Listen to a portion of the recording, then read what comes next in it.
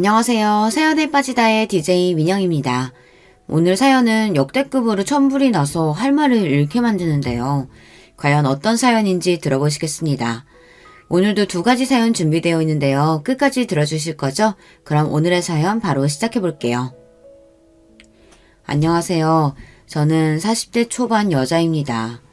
저는 최근까지도 제가 세상에서 제일 불쌍한 사람이구나 라고 생각하며 살았어요. 이 나이까지 살았어도 제가 보기엔 제 인생만큼이나 서러운 인생은 어디에도 없는 것 같았거든요. 그래도 제가 인생을 포기하지 않고 결혼까지 하고 아이까지 낳게 된 건 제 가여운 인생을 어떻게든 고쳐서라도 다시 살아보자 싶어서였어요. 남편이 저를 구해줄 구원자라고 확신했거든요. 그런데 아니었습니다. 오히려 남편을 만나고 나서부터 제 인생은 더 나락으로 가고 있었는지도 몰라요.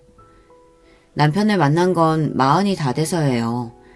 40이 다 될 때까지 제대로 된 연애는 해보지도 못했고 저에게 먼저 다가오는 남자도 없었기 때문에 제 인생에 결혼이나 아이는 전혀 없을 줄 알고 살았어요. 그런 저에게 남편을 만나자마자 아이와 결혼이 동시에 찾아왔으니 남편은 저에게 선물과도 같은 사람이라고 여겼습니다. 남편과 저는 회사 회식 자리에서 처음 만났어요. 사실 당시에 다니던 회사에서 제가 동료들과 잘 지내질 못해서 원래는 회식에 가도 대충 밥만 먹고 빠져나왔어요. 그런데 그날따라 평소 저를 별로 좋아하지 않던 동료 경성씨가 1차까지 같이 가자고 먼저 제안하더라고요. 본인이 아는 남자들이 술을 사주겠다고 오는 중이니 같이 마시자고요. 사실 고민이 됐어요. 경선씨가 평소 하던 행동으로 봐서는 절대 저를 위할 사람이 아닌데 오늘따라 왜 저러나 싶었거든요. 경선씨는 외모도 예쁘장하고 일도 잘해요. 그런데 인성이 영 거지 같았습니다. 친한 사이는 아니었지만 워낙 경선씨가 시끄럽게 떠벌리고 다니는 성격이라 옆에서 들어보면 매일 돈 좀 있는 남자들을 꼬셔서 등쳐먹고 다니는 것 같더라고요. 거기다가 말도 개념 없이 해요. 저보다 나이도 어리면서 저를 대놓고 무시했습니다. 저는 다른 회사에 있다가 함께 일하던 상사와 함께 이 회사로 들어오게 된 거예요. 그래서 기존에 있던 직원들보다 제가 더 경력이 많습니다. 그런데 경선 씨는 자기는 서울의 4년제 대학을 나왔고 저는 전문대도 다니다 졸업을 못한 고졸인데 본인이랑 같은 업무를 하고 같은 직급이라는 것에 불만이 많았어요. 심지어 툭하면 저더러 낙하산 아니냐고까지 했습니다. 그날도 저는 전혀 2차에 갈 생각이 없었는데 경선 씨가 하도 같이 가자고 쫄라서 따라간 거예요. 처음엔 남자들 앞에서 제가 성격이 좋다는 둥, 귀엽게 생겼다는 둥 괜히 추켜 세우더니 나중에는 결국 본색을 드러내더라고요. 잘 알지도 못하는 남자들 앞에서 어김없이 헛소리를 하더라고요. 서영 씨는 볼수록 운이 좋은 것 같아요. 우리 회사가 아무리 이름 없는 중소기업이라고 해도 명색이 대기업 하청인데 고졸이 들어오긴 힘든 구조잖아요. 우리 중에 고졸은 서영 씨밖에 없기도 하고. 경선 씨, 벌써 그거 먹고 설마 취했어요? 또 무슨 소리를 하고 싶어서 그러는 거예요. 회사도 아니고 밖에서까지 버릇없이 시비를 거는 게 짜증이 나서 저는 인상을 팍 썼습니다. 그만하라는 식으로요. 그런데 이 여자는 아랑곳하지 않고 자기 하고 싶은 말을 떠들어댔어요. 서영씨, 아버지가 검사라면서요? 혹시 그 백으로 회사까지 들어온 거 아닌가 싶으니까 그렇죠. 내가 아버지 백으로 취직할 것 같았으면 더 좋은 회사에 가지. 뭐하러 이런 작은 회사에 들어와요. 경선 씨는 우리 회사를 너무 과대평가하는 거 아니에요? 아버지와 대판 싸우고 인연을 끊고 산 지가 한참인데도 저는 회사 사람들에게 무시당하는 게 싫어서 아버지가 검사라는 이야기까지 했어요. 그나마 가족 이야기를 하고 나서 제 외모나 학벌 가지고 무시하던 사람들이 더 무시하지 않았거든요. 저도 평소에 하도 당하고 살다 보니 사람 괴롭히는 인간들 상대하는 데에는 도가 텄습니다. 그러다 보니 저런 개념 없는 된장녀에게까지 지고 싶지 않았어요. 그런데 인생이란 게 한치 앞을 모릅니다. 제가 그렇게나 싫어하던 경선 씨가 아니었다면 남편을 만나지 못했을 거예요. 바로 그 개념 없는 경선 씨가 제 동서가 됐거든요. 남편이 경선 씨 대학 선배였어요. 원래 평소에도 자주 만나서 같이 술을 마시고는 했대요. 그날도 남편 지인들이 여자를 소개해달라고 조르는 바람에 같이 모여서 술을 마시기로 한 거였더라고요. 안 봐도 뻔하죠. 원래도 남자들한테 매일 술 얻어먹고 다니는 게 일상인 경선 씨가 그런 좋은 기회를 놓칠 리가 없으니까요. 그런데 하필이면 그날 제 인생에도 신기한 일이 생겼어요. 그렇게 여자 직원들이 많은데도 남편은 처음부터 저에게 관심을 보였습니다. 술자리는 3차까지 이어졌어요. 술자리를 하다가 남자들이 우르르 담배를 피우러 나가자 경선 씨는 기다렸다는 듯 본인이 마음에 드는 남자 이름을 말하면서 그 남자는 자기가 찍었으니 넘볼 생각하지 말라고 으름장을 놓더군요. 그 남자가 바로 지금의 제 남편의 남동생이자 바로 시동생이에요. 술자리를 주선한 남편이 자기 동생까지 데리고 왔거든요. 경선 씨는 술자리 내내 시동생에게 들러붙어서 여우짓을 하더라고요. 물론 남자가 마음에 들면 그럴 수 있습니다. 그런데 경선 씨가 시동생에게 꽂힌 이유가 어이가 없었어요. 저 선배 학교 다니는 내내 공부도 못하고 거지같이 다니길래 전혀 몰랐었는데 글쎄 알고 보니까 집도 좀 살고 저 동생은 대기업 다닌다지 뭐예요? 저 동생 인물은 좀 없고 멍청해 보이긴 해도 대기업이면 좀 만나보는 것도 나쁘지 않겠죠? 오케이, 어장에 추가. 경선 씨가 진짜 개념 없는 거야 알고는 있었지만 남자들이 자리를 비우자 남자들 외모 평가는 물론이고 직장까지 운운하며 평가를 해대더군요. 마치 본인이 뭐라도 되는 것처럼요. 경선 씨가 원래 여기저기 술집이며 나이트를 다니며 아무 남자들이나 만나고 다니고 그중에 조건 좋은 남자들만 골라 어장관리 하고 다니는 거야 진작부터 알고 있었지만 회사 동료들까지 끌고 다니면서 이러고 다닐 줄은 몰랐습니다. 바로 조금 전까지 남자들 앞에서는 하루라도 빨리 좋은 남자 만나서 빨리 결혼하고 싶다고 그러더니만 매일 어장관리만 하면 어떻게 결혼하려고. 제가 개념 없는 것들만 보면 말을 잘 참지 못해요. 아무리 사람이 없는 자리라고 해도 나이도 먹을 만큼 먹은 성인이 할 말 못할 말 구분도 못하고 떠들어대는 꼴이 저는 보고 싶지 않았습니다. 그래서 저도 모르게 또 싫은 소리를 하고 말았어요. 그러자 표정이 싹 굳더군요. 서영씨야, 뭐 이 남자고 저 남자고 고를 수 있는 상황이 안 돼봐서 모르나 본데요. 나는 가만히 있어도 남자들이 워낙 따라다녀서요. 고를 수 있는 선택지가 많은데 굳이 왜 한 사람만 만나요? 이것저것 따지고 골라야 결혼해서도 잘 살 수 있죠. 잘났다고 대놓고 저울질을 하는 꼴이 기가 차서 저는 웃음도 나오질 않았습니다. 저는 천박하고 이기적인 사람하고는 상종하고 싶지 않아 무시하고 말았어요. 당시에는 저도 처음 만난 남편에게 빠져서 다른 데는 신경 쓰고 싶지 않았거든요. 그날 남편과 저는 금방 친해졌어요. 남편도 처음부터 저에게 호감이 있어서인지 굳이 먼저 저를 집까지 데려다 주겠다고 했습니다. 그 이후에도 남편에게 연락 와서 몇 번 따로 만나 데이트를 했어요. 그런데 생각지도 못하게 남편과 만난 지 얼마 되지 않아 아이가 생겨서 결혼까지 하게 됐습니다. 처음 아이가 생긴 사실을 알았을 때 저도 남편도 많이 당황했어요. 만난 지 3개월도 되지 않았을 때니 당연한 일이었죠. 남편은 이왕 이렇게 된 거 부모님께 인사를 드리자고 했어요. 시부모님께 먼저 인사를 드렸는데 그래도 흔쾌히 결혼 허락을 받았습니다. 둘 다 40 다 된 나이에 생긴 아이다 보니 이 나이에 자연 임신이 됐다는 게 축복이라고 오히려 좋아해 주셨어요.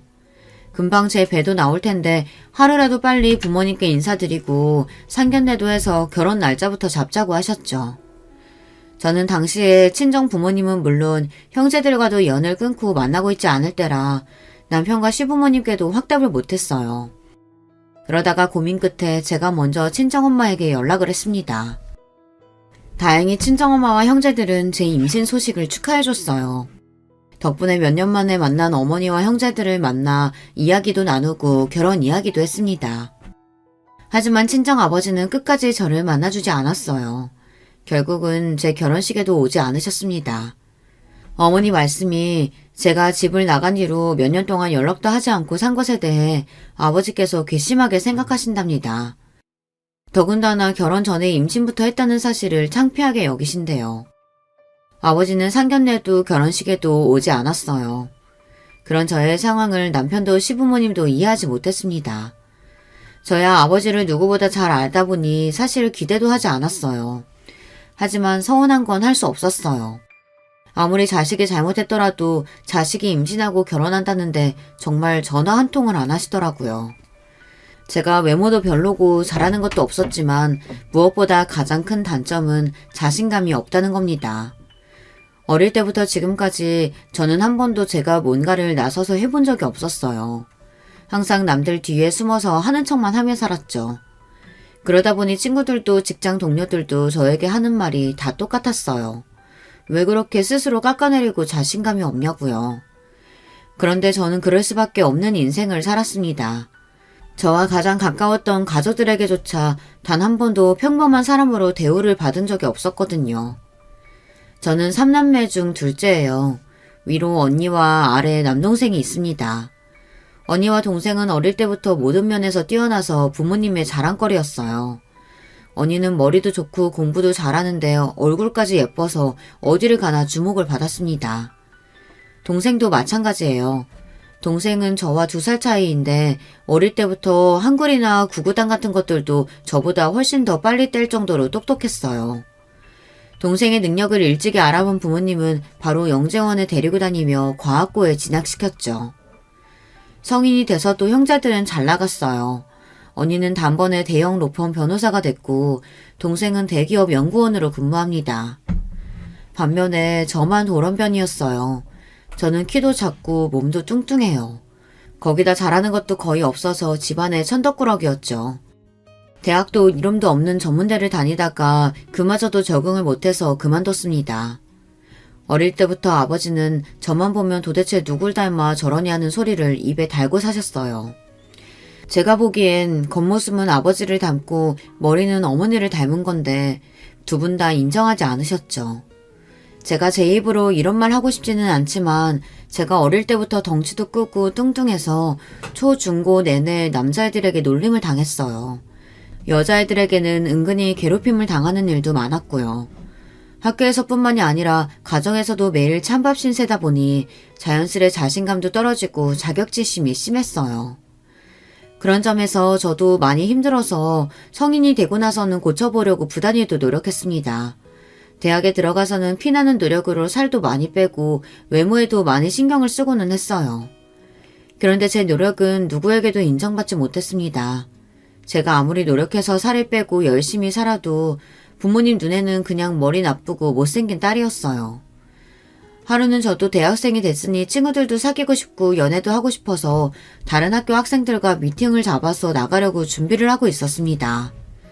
그런데 그 모습을 본 아버지께서 다짜고짜 미팅은 무슨 미팅이냐고 소리를 지르셨습니다. 너 괜히 미팅이니 뭐니 한다고 나가서 망신당하지 말고 집에서 공부나 해. 네가 앞으로 남자도 만나고 시집도 가려면 능력이라도 있어야 누가 데려가지. 지금 그 꼴로는 시집이 아니라 남자 근처에도 못 간다. 그 옷은 아무리 봐도 너랑 안 어울려. 네 언니면 몰라도. 그렇게 미팅에 나가고 싶거든. 앞으로 10kg는 더 빼고 나가라. 나 지난 1년 동안 눈물 콧물 다 빼면서 10kg 뺀 거야. 그 오심도치도 자기 자식은 예쁘다고 한다는데 엄마 아빠는 나한테만 너무한 거 아니야? 잘난 형제들 사이에서 비교적 제가 많이 부족하다는 거야 저도 잘 알지만 부모님께서 언니나 동생을 대하는 거랑 저를 대하는 게 너무 차이가 나다 보니 저는 언젠가부터 부모님과 대화하는 게 힘들었어요. 안 그래도 학교 생활도 항상 힘들었는데 집에서마저 기댈 곳이 없으니 절로 우울증이 생기더라고요. 부모님과 연을 끊고 살게 된 것도 우울증 때문이에요. 부모님의 차별과 저의 자격지심이 심해질수록 학교도 집도 너무 견디기 힘들어서 가까운 사람일수록 만나기 너무 더 힘들더라고요. 아무도 저에게 뭐라고 하지 않는데도 사람들을 만날 때마다 저를 보고 못생겼다, 뚱뚱하다, 게을러서 저렇게 뚱뚱한 거다, 저렇게 많이 먹으니까 뚱뚱한 거다, 이런 식으로 말하는 것처럼 들렸어요. 특히나 남자 동기나 선배들과 함께 있는 자리에서는 더 힘들었어요. 다들 저를 싫어하고 미워하는 것처럼 느껴졌었거든요. 당시 제가 정신적으로 많이 힘들어하고 있다는 걸 스스로 느끼면서도 우울증이나 정신의학과에 대한 인식이 좋지 않을 때다 보니 병원에 가서 치료를 받는 건 꿈도 못 꿨어요. 결국은 학교 생활을 하는 게 너무 힘들어져서 저는 부모님께 대학을 그만두겠다고 했습니다. 조금만 쉬다가 취직해서 일을 하겠다고 했어요.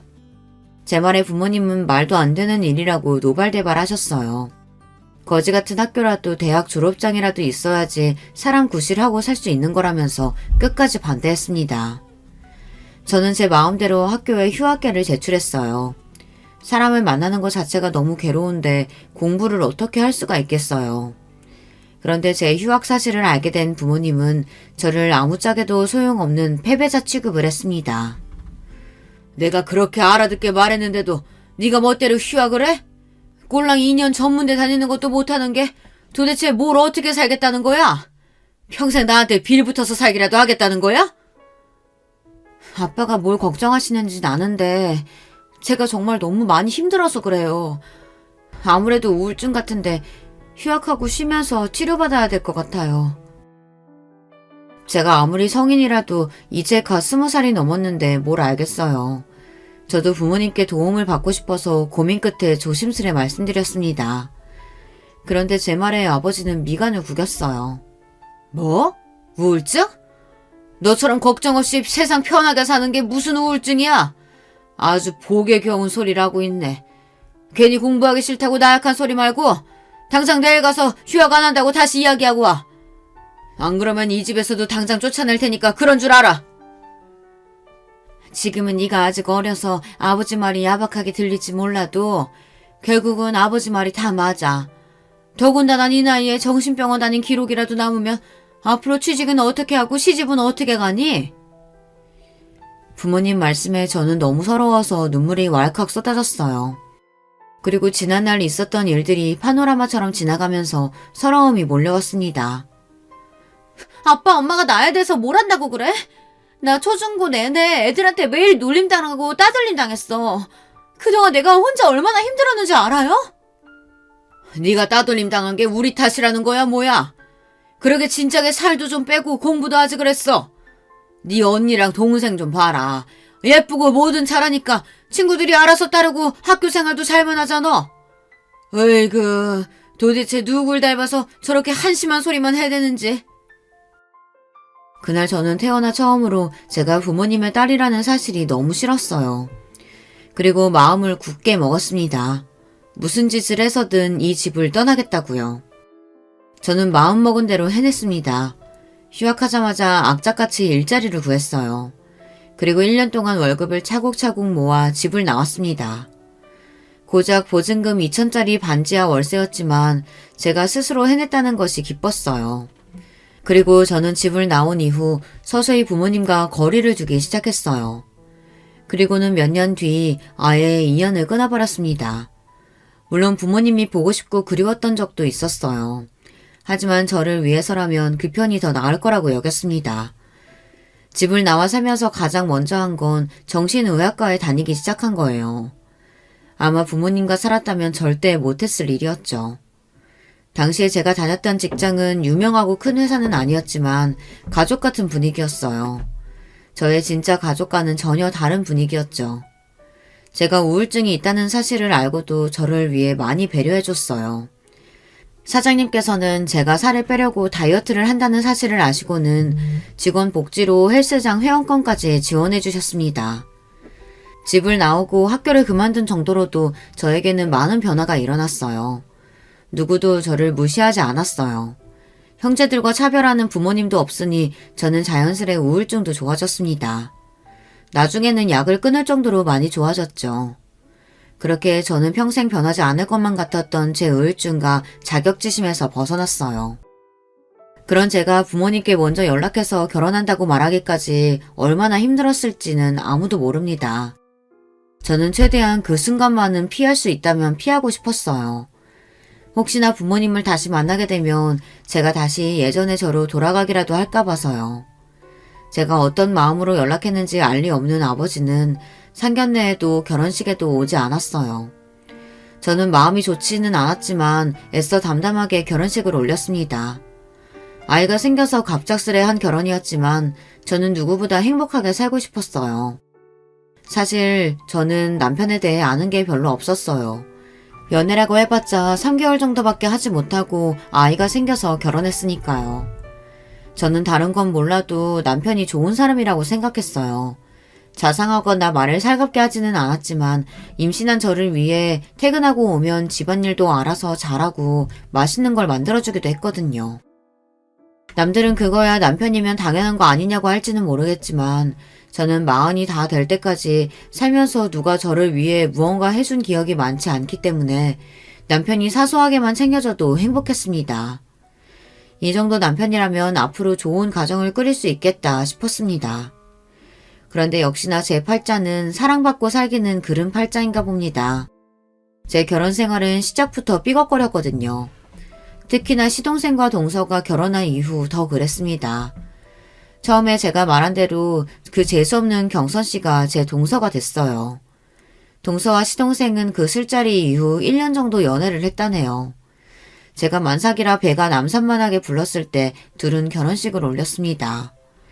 동서는 결혼식을 올리고 한 가족이 된 뒤에도 여전히 재수가 없었어요. 시댁에서 저와 마주칠 때마다 한마디씩 툭툭 내뱉는데 사람 기분을 아주 더럽게 만들더군요. 한 번은 그런 적이 있었어요. 제가 배가 너무 많이 나와서 잘 앉지도 서 있지도 못할 때였습니다. 그런데 시댁 제삿날 동서는 제사가 다 끝나고 나서야 나타났어요. 이미 제사도 다 끝나고 친척들까지 모두 다 돌아갔는데 그제야 나타난 동서와 시동생은 현관문을 열고 들어와서는 일이 많아 늦었다고 너무 죄송하다고 애교를 피우며 들어오더라고요. 아이고 바쁜데 뭐하러 왔어? 제사상이라고 얼마 차리지도 않았는데 온 김에 과일이나 좀 먹고 가라. 저희 시댁은 장남, 차남 심하게 나누는 집안이었어요. 시아버지도 장남이라 항상 제사를 도맡아 하셨기 때문에 집안의 모든 대소사는 장남이 맡아서 하는 게 당연하다고 생각하시는 분들이었죠. 더군다나 차남인 시동생은 대기업에 다니고 저희 남편은 중소기업에 다니다 보니 은근 시부모님도 시동생을 더 챙기셨어요. 아무래도 시동생은 매달 생활비에 용돈도 두둑하게 챙겨드리는데 저희는 상대적으로 용돈도 드리지 못하니 당연한 일이었죠. 더군다나 당시에 저는 회사를 그만둔 상태라 아무리 임신해서 만삭이라고 해도 동서와 달리 제사에 오는 걸 당연하게 생각하셨어요. 만삭인 형님도 오시는데 저도 당연히 와야죠. 그리고 어머님 아버님께 드릴 말씀도 있고요. 동서는 마음에도 없는 소리를 해대며 아주 알랑방귀를 껴댔습니다. 그러더니 한다는 말이 동서도 임신을 했다네요. 결혼한 지 얼마 되지도 않았는데 아유 우리 며느리 장하구나. 잘했다 잘했어. 내년이면 우리 집에 귀여운 손주가 둘이나 돌아다닐 테니 내가 밥을 안 먹어도 배가 다 부르겠다. 에이 그래도 식사는 챙겨 드셔야죠. 제가 아버님 좋아하시는 복숭아 사왔으니까 금방 씻어다 드릴게요. 조금만 기다리세요. 어쩜 얼굴도 예쁜 애가 성격도 저렇게 둥글둥글 좋을까. 우리 집에 딸이 없어서 외로웠었는데 우리 둘째 며느리는 꼭 며느리가 아니라 딸 같아. 시부모님과 동서가 얼마나 죽이 척척 맞는지 저는 자꾸만 질투도 나고 괜히 심술도 나더라고요. 저는 애써 웃으며 동서에게 축하한다고 하고 혼자 주방에 들어가 설거지를 했어요. 그때 손에 복숭아를 잔뜩 들고 온 동서가 주방으로 따라 들어오더군요. 그러더니 제 곁으로 다가와 또 제 속을 긁어댔어요. 아, 형님 보니까 저 갑자기 우울해져요. 저도 형님처럼 배 그렇게 많이 나오면 어떡해요? 형님은 원래도 배가 많이 나와서 잘 모르시겠지만 저는 평생 배가 나와본 적이 없어서 너무 무섭거든요. 동서, 우리도 이제 가족인데 제발 그 말버릇 좀 고칠 수 없어? 명색이 내가 손윗 사람인데 말 좀 조심해서 해. 마음 같아서는 머리통을 한 대 쥐어받고 싶었지만 이성적으로 꾹 참았습니다. 동서는 제게 한마디 더 하려다가 시어머니께서 주방에 들어오시니 애써 입을 꾹 다물더군요. 그날 집에 돌아오면서 저는 기분이 너무 나빠서 남편에게 하소연을 좀 했어요. 동서가 저에게 그런 식으로 말했다고요. 그러자 남편이 하는 말이 더 기분이 나빴습니다. 그러게 아무리 임신했어도 관리 좀 하지 그랬어. 안 그래도 체격이 큰 사람이 임신까지 하니까 더 커 보여. 당신 내가 정말 부탁하는데 애 낳으면 진짜 관리 좀 해. 애 낳았는데도 재수 씨보다 뚱뚱하면 당신도 민망하지 않겠어? 남편은 처음엔 안 그러더니 동서가 들어온 이후 제 외모나 몸매를 가지고 유난히 지적을 많이 했습니다. 저도 알아요. 제가 동서보다 못생기고 뚱뚱하다는 걸요. 하지만 저와 남편은 부부잖아요. 아무리 아이가 생겨서 결혼했다고 해도 가족인데 최소한의 예의를 지켜야 한다고 생각했습니다. 제가 남편에게 좀 서운한 내색을 하면 남편은 본인은 원래 무뚝뚝해서 살가운 말을 하거나 자상하게 대할 줄을 모른다네요. 제가 남편에게 바라는 건 많은 걸 바라는 게 아니었어요. 단지 이 세상에 적어도 한 명 정도는 제 편이 있었으면 그게 남편이었으면 했습니다. 그런데 제가 너무 많은 걸 바랬나 봅니다. 남편은 결혼하고 나서도 저에게 큰 관심이 없었어요. 저는 애써 남편을 이해하려고 했습니다. 저도 애교 있고 살가운 아내는 아니니 아이를 낳고 살다 보면 우리 부부도 나아지겠지 기대했어요. 그런데 남편은 아이가 태어났는데도 별로 달라지지 않았어요. 오히려 전보다 더 밖으로 놀면서 저나 아이를 방치했습니다. 제가 육아가 너무 힘들어서 주말만이라도 좀 도와달라고 했는데 남편은 항상 외면했습니다. 오히려 전보다 더 친구들을 자주 만나고 술도 많이 먹었어요. 남편은 애가 기저귀를 뗄 때까지 단 한 번도 애 기저귀를 갈아준 적이 없습니다. 어느 땐 남편이 저와 아이를 사랑하기는 하나 싶었어요. 한 번은 제가 너무 육아에 지쳐 서러워서 술에 취해 들어온 남편에게 쏘아붙였습니다. 당신 너무한 거 아니야? 나 당신 아내고 저기 자고 있는 애는 당신 아들이야. 그런데 어떻게 이 정도로 신경을 안 쓸 수가 있어? 나는 그렇다 치고 당신 우리 아들 사랑하기는 하는 거야? 저는 남편에게 물으면서 겁이 났습니다. 남편이 저나 아들을 사랑하지 않는다고 말하기라도 할까 봐서요. 아유 진짜 지겨워. 내가 너나 애나 먹고 살게 해줬으면 된 거지. 도대체 뭘 더 바라는 거야? 남편은 소리를 버럭 지르고 나서는 방문을 쾅 닫고 들어가 버렸어요. 그리고는 평소처럼 저와 아들에게 무신경한 채 지냈습니다. 그 순간 알겠더라고요. 남편이 저를 사랑해서 결혼하지 않았다는 걸요. 제가 걱정했던 대로 남편은 아이가 생겨서 할 수 없이 한 결혼이었어요. 차라리 그렇게 생각하고 나니 마음이 편하더군요. 저는 그날 이후 일절 남편에게 도와달라고 하지 않았습니다. 이제와 결혼을 부를 수도 없으니 아이를 키우는 동안은 그냥 이렇게 지내는 수밖에 없겠다 생각했죠. 그렇게 시간이 지나 아이도 어린이집에 다닐 정도로 자랐어요. 저와 남편은 여전히 대면대면하게 남보다 못한 사이로 살고 있었습니다. 그러던 어느 날이었어요. 그날도 어김없이 남편은 새벽이 되어야 집에 들어왔어요. 그런데 남편이 그날은 평소와 좀 다르더군요. 뚜렷한 증거는 없었지만 분명 남편은 이상했습니다. 회식하고 왔다는 사람한테 술 냄새는 하나도 안 나고 여자 냄새가 났어요. 왜 여자들은 알잖아요. 밖에서 일하고 들어온 남편한테 나는 꼬릿한 냄새요. 늦게 들어오는 날이면 남편에게서 항상 그 꼬릿한 땀 냄새가 났었는데 최근 들어 자꾸만 미묘한 방향제 냄새 같은 게 났어요. 회식한다고 하지 않았어? 밤새 술 마시고 온 사람이 어쩜 술 냄새가 하나도 안 나? 요즘 식당엔 옷에 뿌리라고 방향제 다 비치되어 있는 거 몰라? 몸에서 고기 냄새 하도 나는 것 같아서 그거 좀 뿌렸더니 냄새 안 나나 보지. 남편은 애써 당당하게 고깃집에서 방향제를 뿌리고 나왔다고 했지만 분명 평소와는 달라 보였어요. 대충 둘러댄다는 느낌이 강하게 들었습니다. 저는 아무래도 이상해서 남편이 샤워하러 들어가자마자 남편 코트 주머니에서 핸드폰을 꺼냈습니다. 그리고 결혼하고 처음으로 남편 핸드폰을 뒤졌어요. 그런데 이 인간이 핸드폰에 비밀번호를 걸어놨더라고요. 저는 비밀번호를 풀기 위해 이것저것 핸드폰을 눌러봤습니다. 그런데 그때였어요. 당신 지금 뭐 하는 거야? 왜 남의 핸드폰을 왜 훔쳐봐? 당신 지금까지 나 씻으러 들어가면 매일 내 핸드폰 뒤지고 있었던 거야? 제가 이렇게 허술해요. 몰래 남편 핸드폰을 뒤지려다가 걸렸습니다. 몇 번 보다가 걸린 거면 억울하지도 않습니다. 그날 처음 훔쳐보려고 한 건데 하필이면 바로 걸려서 저만 이상한 사람이 됐어요. 남편은 그날부터 저를 울부증으로 몰아갔습니다. 회식을 핑계로 집에 늦게 들어오거나 혼자 베란다에 나가서 오래 통화하고 들어와서는 괜히 저에게 큰 소리를 쳤어요. 뭘 봐? 또 내 핸드폰 훔쳐보려고? 당신 이 정도면 진짜 병이다 병. 내가 숨 막혀서 당신이랑 살겠니? 제가 아무 말도 하지 않았는데 괜히 큰 소리치는 남편이 저는 더 의심스러웠습니다. 분명 여자가 있는 게 분명한데 저렇게 뻔뻔하게 구니 저도 더는 가만히 있을 수 없었어요. 결국은 저는 남편을 미행하기로 했습니다. 그날은 토요일이었어요. 남편이 회사 상사와 골프를 치러 가야 한다고 골프 가방을 챙기더군요. 저는 아이 밥을 먹이는 척하며 남편에게서 눈을 떼지 않았습니다.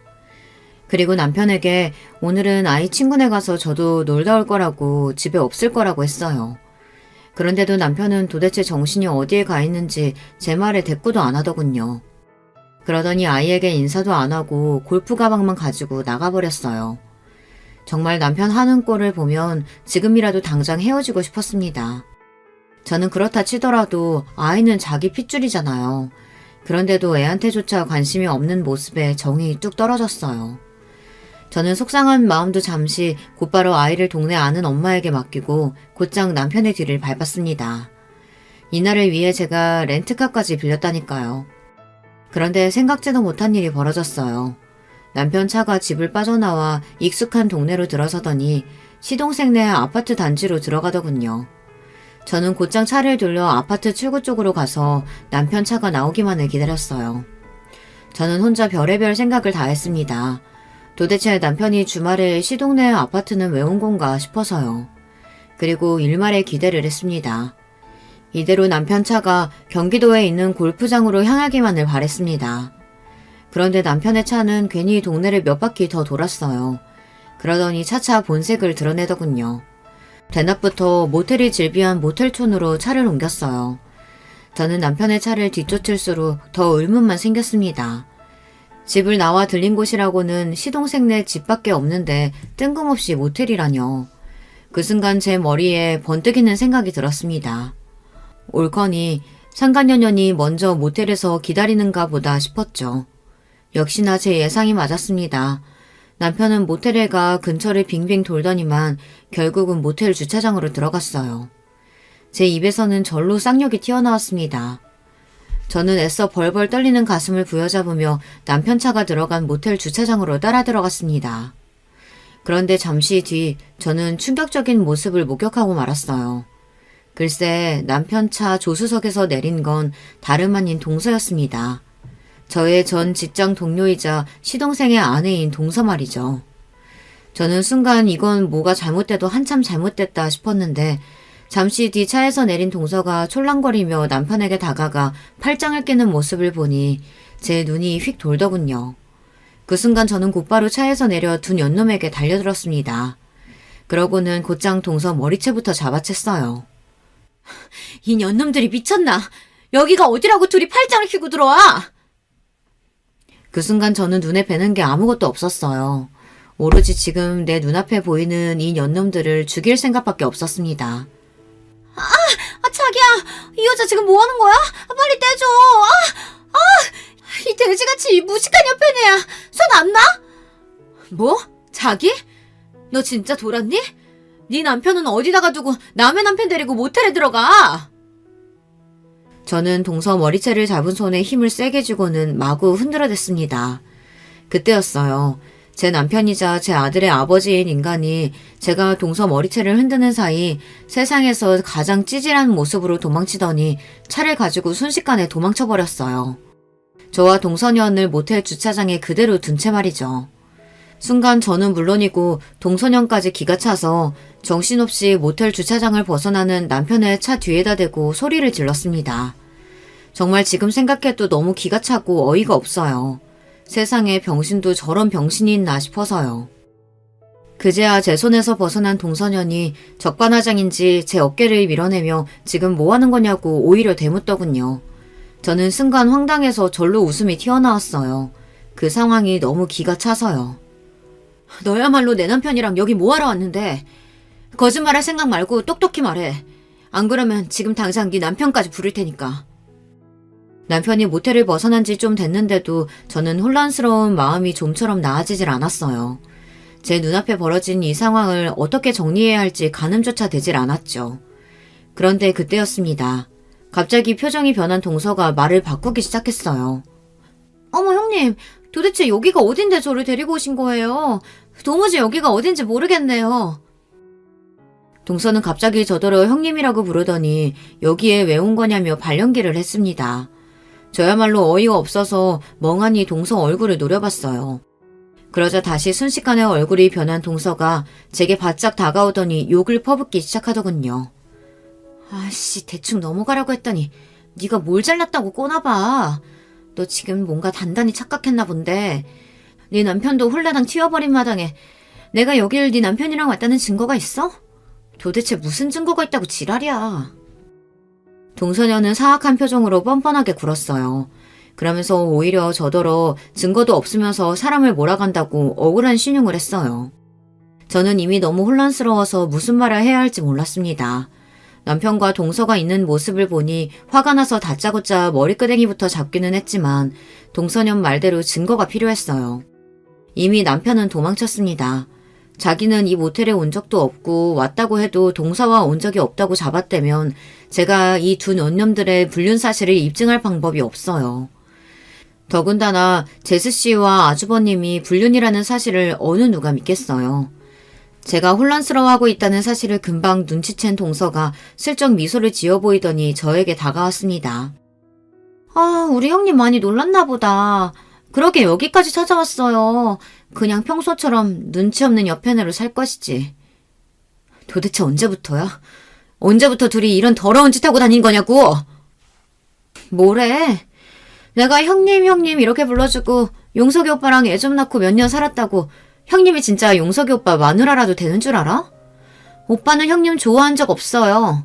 나 질투하게 하려고 하다가 실수로 애 생겨서 어쩔 수 없이 형님이랑 결혼한 거라고요. 순간 저는 제 두 귀를 의심했습니다. 재수없는 상간녀년이 일부러 저를 도발하려고 하는 소리라고밖에 생각할 수 없었죠. 그때 술자리에서 용석이 오빠가 정말 형님이 마음에 들어서 집까지 데려다 주겠다고 따라간 줄 아는 거예요? 아, 착각도 유분수가 있지. 어떤 남자가 형님처럼 못생기고 뚱뚱한 여자를 좋아해. 용석이 오빠가 원래 전부터 나 좋다고 따라다녔었는데 내가 안 받아주니까 그날도 심술나서 아무 여자한테나 관심 있는 척 한 거예요. 더러운 년이 뭘 잘했다고 아무 말이나 짓거리고 있어. 닥쳐!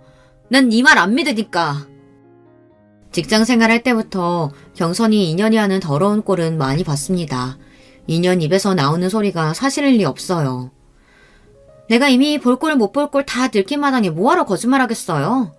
그리고 용석이 오빠가 그러더라고요.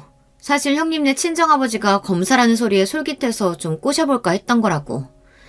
그러니까 형님은 나 아니었으면 용석이 오빠랑은 결혼 못했다니까요. 정말이지 손이 떨리고 머리가 다 지끈거렸습니다. 물론 남편과 제가 대단한 사랑을 해서 결혼을 한 건 아니었지만 그래도 이 정도로 최악인 줄은 몰랐어요. 남편은 처음부터 저한테 관심이 있었던 게 아니라네요. 남편이 대학 때부터 동서를 좋아서 따라다녔대요. 근데 대학교를 졸업하고 나서도 동서가 남편한테 매일 간만 보고 어장관리만 한 거죠.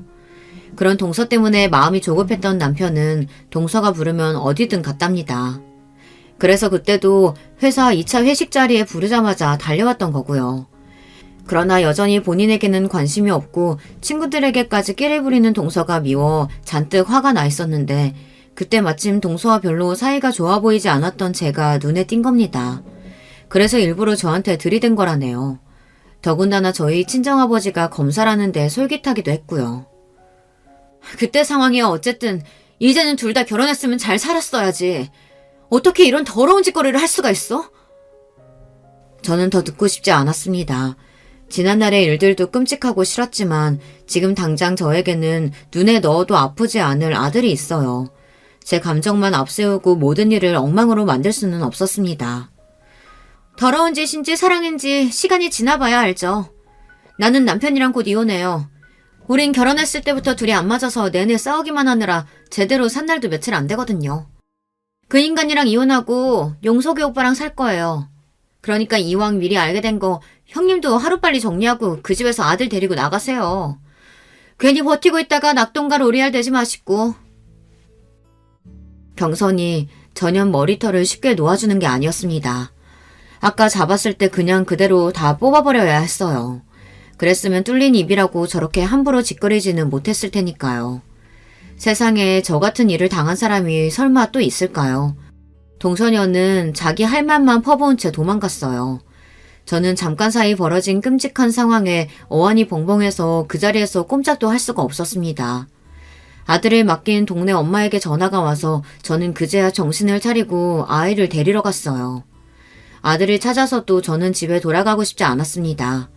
남편이라는 거지 같은 인간이 그 집에 있는지 알 수는 없었지만 다시는 그 집에 들어가고 싶지 않았어요.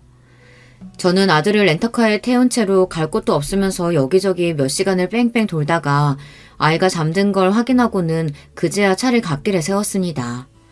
그러고는 혼자 핸들에 얼굴을 묻고 울었어요. 저 자신이 너무 불쌍하고 초라해서요. 그리고 차라리 남편 뒤를 미행하지 말걸, 이런 멍청한 생각까지 들었습니다. 남편과 동서의 사이를 모른 채 살았다면 오히려 이렇게 가슴이 아프지는 않았을 테니까요. 드디어 내 인생이 바닥을 쳤다 싶었던 바로 그 순간 왜인지 아버지의 얼굴이 떠올랐습니다. 제가 아는 사람 중 세상에서 제일 똑똑한 사람이 바로 아버지였으니까요. 저는 10년 만에 무슨 용기가 났는지 곧바로 아버지에게 전화를 걸었습니다. 그리고 잠시 뒤 믿기지 않는 일이 벌어졌어요. 10년 만에 아버지께서 제 전화를 받았습니다. 저는 아버지에게 무슨 말이라도 해야 할 것 같았지만 할 말은 아무것도 떠오르지 않고 눈물만 자꾸만 차올랐습니다. 아빠, 제발 전화 끊지 마세요. 사실 나 지금 죽고 싶을 만큼 힘들어서, 정말 너무 힘들어서 아빠한테 전화한 거예요. 제발 나 좀 도와줘요. 정말 이러다가 죽어버릴지도 모르겠다 싶은 마음이 드니 저도 모르게 울분이 차올라 애원하던 말이 튀어나오더군요. 아버지는 그제야 무슨 일이냐고, 결혼해서 잘 사는 거 아니냐고 물었습니다. 저는 10년 만에 듣게 된 아버지의 목소리에 순간 너무 서러워서 아이처럼 펑펑 울며 두서없이 제게 일어난 일들을 이야기했어요. 그리고 잠시 뒤 아버지는 저와 아들을 데리러 와주셨어요. 저는 그 길로 아버지를 따라 친정에 갔습니다. 지금부터 아버지 말 잘 들어. 아버지, 바로 몇 년 전에 부장검사로 퇴직한 거 알지? 더군다나 네 언니는 대한민국에서 제일 유명한 로펌 변호사야. 아버지가 다 알아서 해결할 테니까 너는 아버지가 시키는 대로만 해. 그 순간부터 저는 아버지의 말대로 하기로 했습니다. 제가 아들을 데리고 나왔는데도 남편은 며칠 동안 아예 연락이 없었어요. 인간이 맞나 싶더군요. 본인이 저에게 저지른 짓이 있는데 연락조차 하지 않는다는 게 더 끔찍하게 싫었어요. 어쩌면 남편은 제가 그대로 영영 사라져주길 바랬는지도 몰라요. 그로부터 딱 일주일이 지난 뒤 남편에게 연락이 오더군요. 딱 제가 준비한 고소장이 도착했을 거예요. 야비한 인간은 역시 달랐습니다. 아내랑 아이가 하루아침에 사라졌는데 전화도 한 통 없더니만 고소장을 받고 나서야 저에게 전화를 한 거죠. 저는 남편의 전화를 일절 받지 않았습니다. 그리고 며칠 뒤 시댁 제사에 참석했어요. 시댁은 1년에 명절 포함 4번 정도 제사가 있거든요. 그날만큼은 시아버지가 장남이시라 시아버지 형제분들이 다 시댁에 모여요. 저와 지난 한 달 동안 연락이 안 됐으니 남편과 시댁 식구들은 저를 보자마자 다들 놀란 눈을 했습니다. 남편과 동서는 저를 보자마자 할 말이 많은지 어떻게든 말할 기회를 엿보고 있었지만 저는 그런 남편과 동서의 시선을 무시했어요. 이런 상황을 알 리 없는 시어머니는 저에게 어쩜 한 달 동안이나 연락도 안 하냐고 볼멘 소리를 했어요. 역시나 예상대로 남편은 제가 집에 안 들어가고 있다는 이야기도 아직 안 했나 보더라고요. 거기다가 가소로운 동서녀는 저를 보자마자 아무 일 없었다는 듯 웃었어요. 그러고는 한다는 소리가 기가 막혔습니다. 어머님, 부부싸움 안 하는 부부가 어디 있어요. 형님이랑 아주버님도 좀 다투셨나 보죠. 저는 이해해요, 형님. 뻔뻔한 것도 능력이라면 능력이에요. 제가 보낸 고소장을 분명히 받았을 텐데 저렇게 태연하게 굴더라고요. 저는 그런 동서가 안 입고 와서 저도 똑같이 깔깔 소리 내며 웃어줬어요. 그치? 동서야말로 나를 제일 잘 이해하겠지. 아참, 그래서 동서는 서방님이랑 언제 이혼하는데? 저는 동서에게 언제 이혼할 거냐고 대놓고 물었습니다. 그러자 동서 얼굴이 금방이라도 터질 것처럼 빨개지더군요. 그리고 제사상을 준비하던 시댁의 다른 식구들마저 모두 거실로 나왔어요. 그러자 동서는 물론이고 시부모님까지 당황해 저에게 무슨 소리를 하는 거냐고 화를 내시더군요. 어머, 이 형님이 지금 무슨 소리를 하는 거야? 무슨 말은 무슨 말이야. 동서가 그날 분명히 모텔 앞에서 그랬잖아. 서방님이랑 이혼할 거라고. 태연하게 뱉어낸 제 말에 시부모님이며 남편까지 깜짝 놀라더군요. 그리고 다른 식구들은 쑥덕거리기 시작했어요. 그 모습에 시부모님은 미간을 잔뜩 꾸기며 동서에게 모텔은 뭐고 이혼은 또 무슨 소리냐고 물었어요. 동서, 어머님 아버님께 말씀드리기 어려울까봐 내가 따로 싹 준비해서 가져왔어.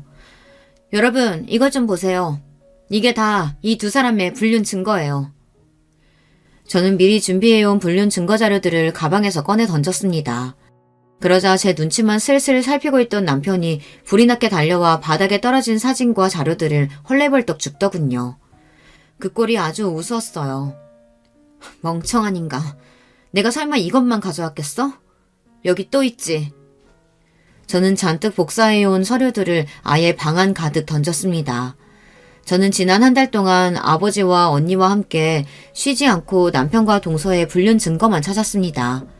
찾다 보니 더 어이가 없더군요. 이렇게 증거가 차고 넘치는데 어떻게 지금까지 몰랐을까 싶어서요.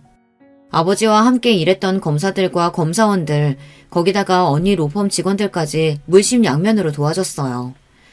지난 반년 동안 남편과 동서의 카드 내역, 블랙박스 기록만 따서 CCTV를 뒤진 정도만으로도 증거가 충분했습니다. 더러운 연놈들이 일주일에 서너 번씩이나 만났더라고요. 너희 사람 잘못 건드렸어. 너희들 덕분에 우리나라 최고 검사들이랑 변호사들이 다 힘을 합쳤으니까. 바닥에 떨어진 자료들을 확인한 가족들은 경악을 금치 못했습니다. 그럴만했죠. 세상에 아주버님과 재수씨 간의 불륜이라니요. 이건 사람과 전쟁에서도 나올까 말까한 막장 중에 개 막장이었어요. 여보, 그만해. 우리 아들도 생각해야지. 수근거리는 가족들 사이로 제게 다가온 남편이 귀에 대고 조용히 속삭이더군요. 이제와 저더러 우리 아들 생각을 하라네요. 양아치 같은 인간이 그제야 아들 생각이 나나 보더군요. 개 같은 새끼. 바람 피울 때는 네 새끼 생각은 눈꼽만큼도 안 하더니만 이제 와서 뭐? 아들을 생각해? 웃기는 소리 하고 있네. 나한테 절대 합의는 없으니까 그런 줄 알아. 인연이 감히 내 인상에 똥을 뿌려? 너 내가 가만히 안 둘 거야. 너 이리 와! 동서녀는 이제 아예 다 끝났다고 생각하는지 저에게 달려들어 머리끄댕이를 잡으려고 했습니다. 저도 이때다 싶어 아주 동서녀 머리털을 다 뽑아버릴 작정이었죠. 그런데 그때였습니다. 시댁 문이 벌컥 열리더니 시동생이 들어왔어요. 그리고 새로운 반전이 일어났어요.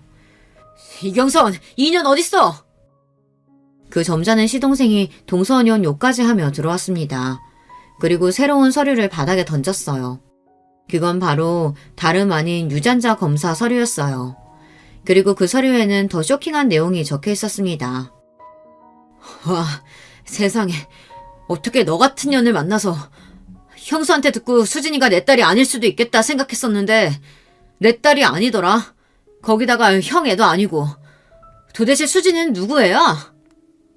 그 순간 시댁에 있던 모든 사람들은 다들 입을 쩍 벌리고 동서에게 손가락질을 하기 시작했어요. 그런데 그때였어요. 어느 때보다 흥분한 남편이 성큼성큼 걸어와 동서 뺨을 갈겼습니다. 뭐야. 너 나 말고 남자가 또 있었던 거야? 아이고, 이게 다 무슨 일이냐? 시댁은 말 그대로 초토화가 돼버렸습니다. 남편이라는 작자는 동서에게 진심이었나 봅니다. 다른 그 어떤 거보다 동서에게 남편과 시동생 말고도 또 다른 남자가 있었다는 게 더 쇼킹했나 봅니다. 그 순간 시동생은 남편에게 달려들어 먹살을 잡았고 그 모습에 시어머니는 뒷목을 잡고 바닥에 쓰러지셨습니다. 시아버지는 그런 시어머니를 부축하고요. 저는 고개를 저으며 그 길로 시댁을 나왔습니다. 시댁에서 제가 할 일은 끝난 것 같아서요. 그날 모텔 앞에서 남편과 동서를 보고 친정에 오자마자 저는 시동생에게 연락을 했어요. 그리고 제가 본 광경에 대해 다 이야기했습니다. 동서 말이 맞기는 하더군요. 안 그래도 시동생도 동서와 이혼할 생각이었대요. 시동생도 동서가 딴짓하고 다니는 것 같아 뒤를 좀 캤는데 영 증거를 못 찾았다고 하더군요. 더군다나 애도 잘 돌보지 않고 사치만 부리는 게 진작부터 맞지 않아 매일 싸웠답니다. 그러던 중 제 이야기를 들었으니 시동생도 곧바로 유전자 검사를 하겠다고 했어요. 시동생은 조카가 남편 아이일지도 모른다고 생각했습니다. 그런데 시동생도 남편도 친아버지가 아니라고 나왔으니 더 절망이었죠. 저는 정말 입에 담기도 힘들 정도로 치욕스러운 일을 당했습니다. 더러운 인간 둘 때문에 많은 사람이 상처를 받았죠. 저는 며칠 전 이혼 확정을 받았어요. 하지만 아직 이혼 소송 중입니다. 물론 불륜 사실은 인정됐지만 위자료 소송이 아직 진행 중이거든요. 저를 담당하는 저희 언니가 제가 받을 수 있는 최고 위자료를 두 연념들에게 청구해서 소송이 좀 길어지고 있습니다. 저는 시일이 얼마나 걸리던 끝까지 싸워서 제가 원하는 만큼 다 받아낼 거예요. 이런 저에게 응원의 메시지 댓글로 많이 달아주세요. 여러분의 응원 댓글은 저에게 많은 힘이 될 것 같습니다. 들으시면서도 세상에 무슨 이런 거지 같은 일이 다 있을까 에너지 소비하면서도 끝까지 제 이야기 들어주셔서 감사합니다. 여러분의 가정에는 언제나 평화로운 일만 가득하시길 바랄게요. 여러분, 두 번째 사연 시작하기 전에 좋아요, 구독 꼭 눌러주실 거죠? 그럼 두 번째 사연 바로 시작합니다. 안녕하세요. 저는 언제 이렇게 나이가 먹었나 싶은 70대 중반 사람입니다. 대체 인생이란 건 평생을 뛰어다니며 살다가 누워서 젖은 끝을 볼 때까지 계속 힘든 일들이 생기는 걸까요? 이제 좀 고비 넘겼다 싶으면 또 생기고 살만하면 또 생기고 이 나이쯤 되면 그런 일은 없을 줄 알았던 제가 너무 순진했네요. 제 또래분들은 늘상 정신 똑바로 차리고 누구한테도 빈틈 보이지 말고 잘 살아가시길 바랍니다. 저는 겨우겨우 망신은 면했지만 아직 상처가 아주 아리게 남아있거든요. 전 어릴 적에 엄마 아버지 없이 자라서 친척 집에 맡겨져서 힘들게 자랐습니다. 그래도 형제들이 많아서 그런지 서로서로 의지하며 지냈어요. 전쟁 중에 엄마 아버지와 큰오빠까지 먼저 갔지만 그래도 제 바로 위에 있는 언니가 저를 엄마처럼 챙겨줬죠. 의순아, 이제 언니만 잘 따라다녀. 알았지? 정신 똑바로 차리고 살아야 해. 엄마 아버지 안 계시니까 우리끼리라도 똘똘 뭉쳐서 잘 살아가야겠는다고. 우리는 7남매였는데 장남이었던 큰오빠 아래로 줄줄이 언니들이 있었고 중간에 작은 오빠도 있었어요. 그런데 오빠가 잘못 먹어서 그런지 늘 비실비실거렸고 언니들은 그런 오빠를 늘 걱정했답니다. 막내인 저는 뒷전으로 밀려났었는데 그나마 여섯째인 영순 언니가 주먹만한 밥이라도 갖고 와서 저를 떠먹여주곤 했답니다. 하지만 그렇게 힘들게 살던 중 우리는 큰 사건을 겪고 말았어요. 이때 우리는 어촌에 살고 있었는데 그 당시 일은 70대가 된 지금도 아주 선명하게 기억이 납니다. 바로 우리 작은 오빠, 그 마르고 병약하고 못 먹어서 늘 말라있던 명수 오빠가 말이에요. 끔찍한 사고를 당하게 된 거예요. 그때 동네 아주머니들이며 배 타고 나갔던 아저씨들까지 난리가 났었어요. 아이고, 요 앞에 김씨네 집 앞에 그 하천 말이야. 거기 물살이 세서 얼마 전에도 어린애 떠내려 갔잖아. 아까도 그랬다는구만. 웬 비쩍 말라 빠진 남자애래. 처음에 이런 말을 들었던 우리 영순 언니는 설마 그게 자기 오빠일 거란 생각을 못했다는 거예요. 하지만 우리가 당시 신세져서 살고 있던 외삼촌 댁에 돌아갔을 때 오빠가 없다는 걸 알았고 외숙모가 오빠를 엄청 찾고 있었다는 거예요. 얘 영순아, 네 오빠 못 봤어? 아까 여기 어슬렁거리고 있던데. 하도 애가 정신이 빠져서 넋이 나가 있으니 원. 아유, 비도 많이 오는데 어딜 갔다냐. 이 말에 언니는 벼랑간 이상한 생각이 들어서 맨발로 뛰쳐나갔고 돌아오는 길 만난 언니들과 동네 아줌마들과 함께 오빠를 찾으러 다녔던 거예요. 하지만 끝끝내 우리 오빠는 우리 곁으로 돌아오지 못했으며 동네 사람들이 떠들어댔던 그 하천에 휩쓸려간 남자애가 우리 오빠라는 것을 확인하게 됐어요. 그때 언니들과 저는 엄마, 아버지와 큰오빠를 전쟁 중에 떠나보낸 지 그리 오랜 시간이 흐른 뒤도 아니었어요. 한 5년쯤 됐을까요? 외삼촌네 집에서 신세지며 살며 밥 많이 달란 소리도 못하고 늘 숨죽여 눈치 보며 살던 때였지만 그때만큼은 숨죽여 있을 수가 없었어요. 그렇게 정을 많이 주지도 못하고 늘 골칫덩이였던 작은 오빠였지만 그 얼빠진 오빠, 나에게 늘 동생처럼 바보 같은 소리만 하던 어수룩한 오빠가 참변을 당했다니 어린 저도 가슴이 찢어져서 견딜 수가 없었어요. 하물며 누나들이었던 제 위에 언니들은 늘 그렇게 말라 빠지고 눈만 퀭하게 튀어나와서 침만 질질 흘리는 남동생을 너무 안쓰러워했었어요.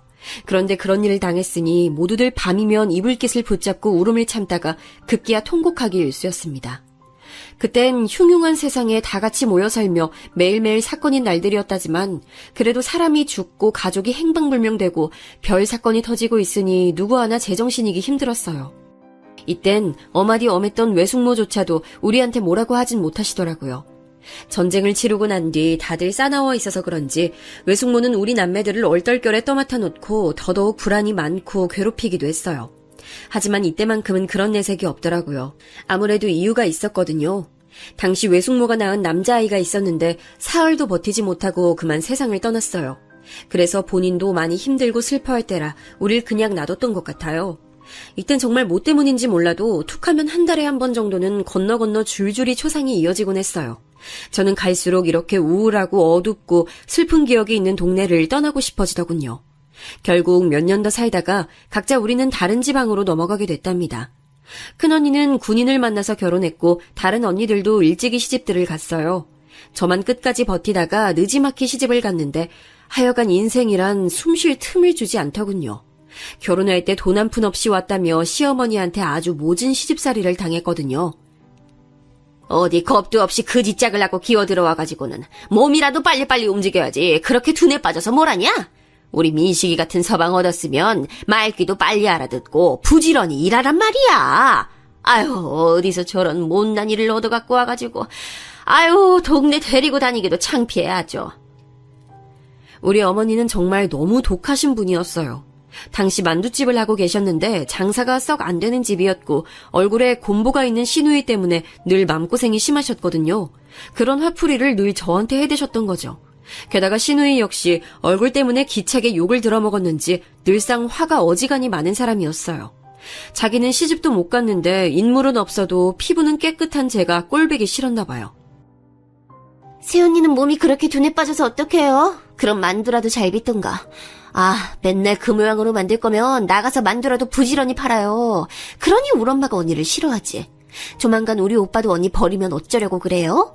우리 오빠 얼마든지 세상가 갈 수 있는 사람이에요. 정신 똑바로 차려요, 네?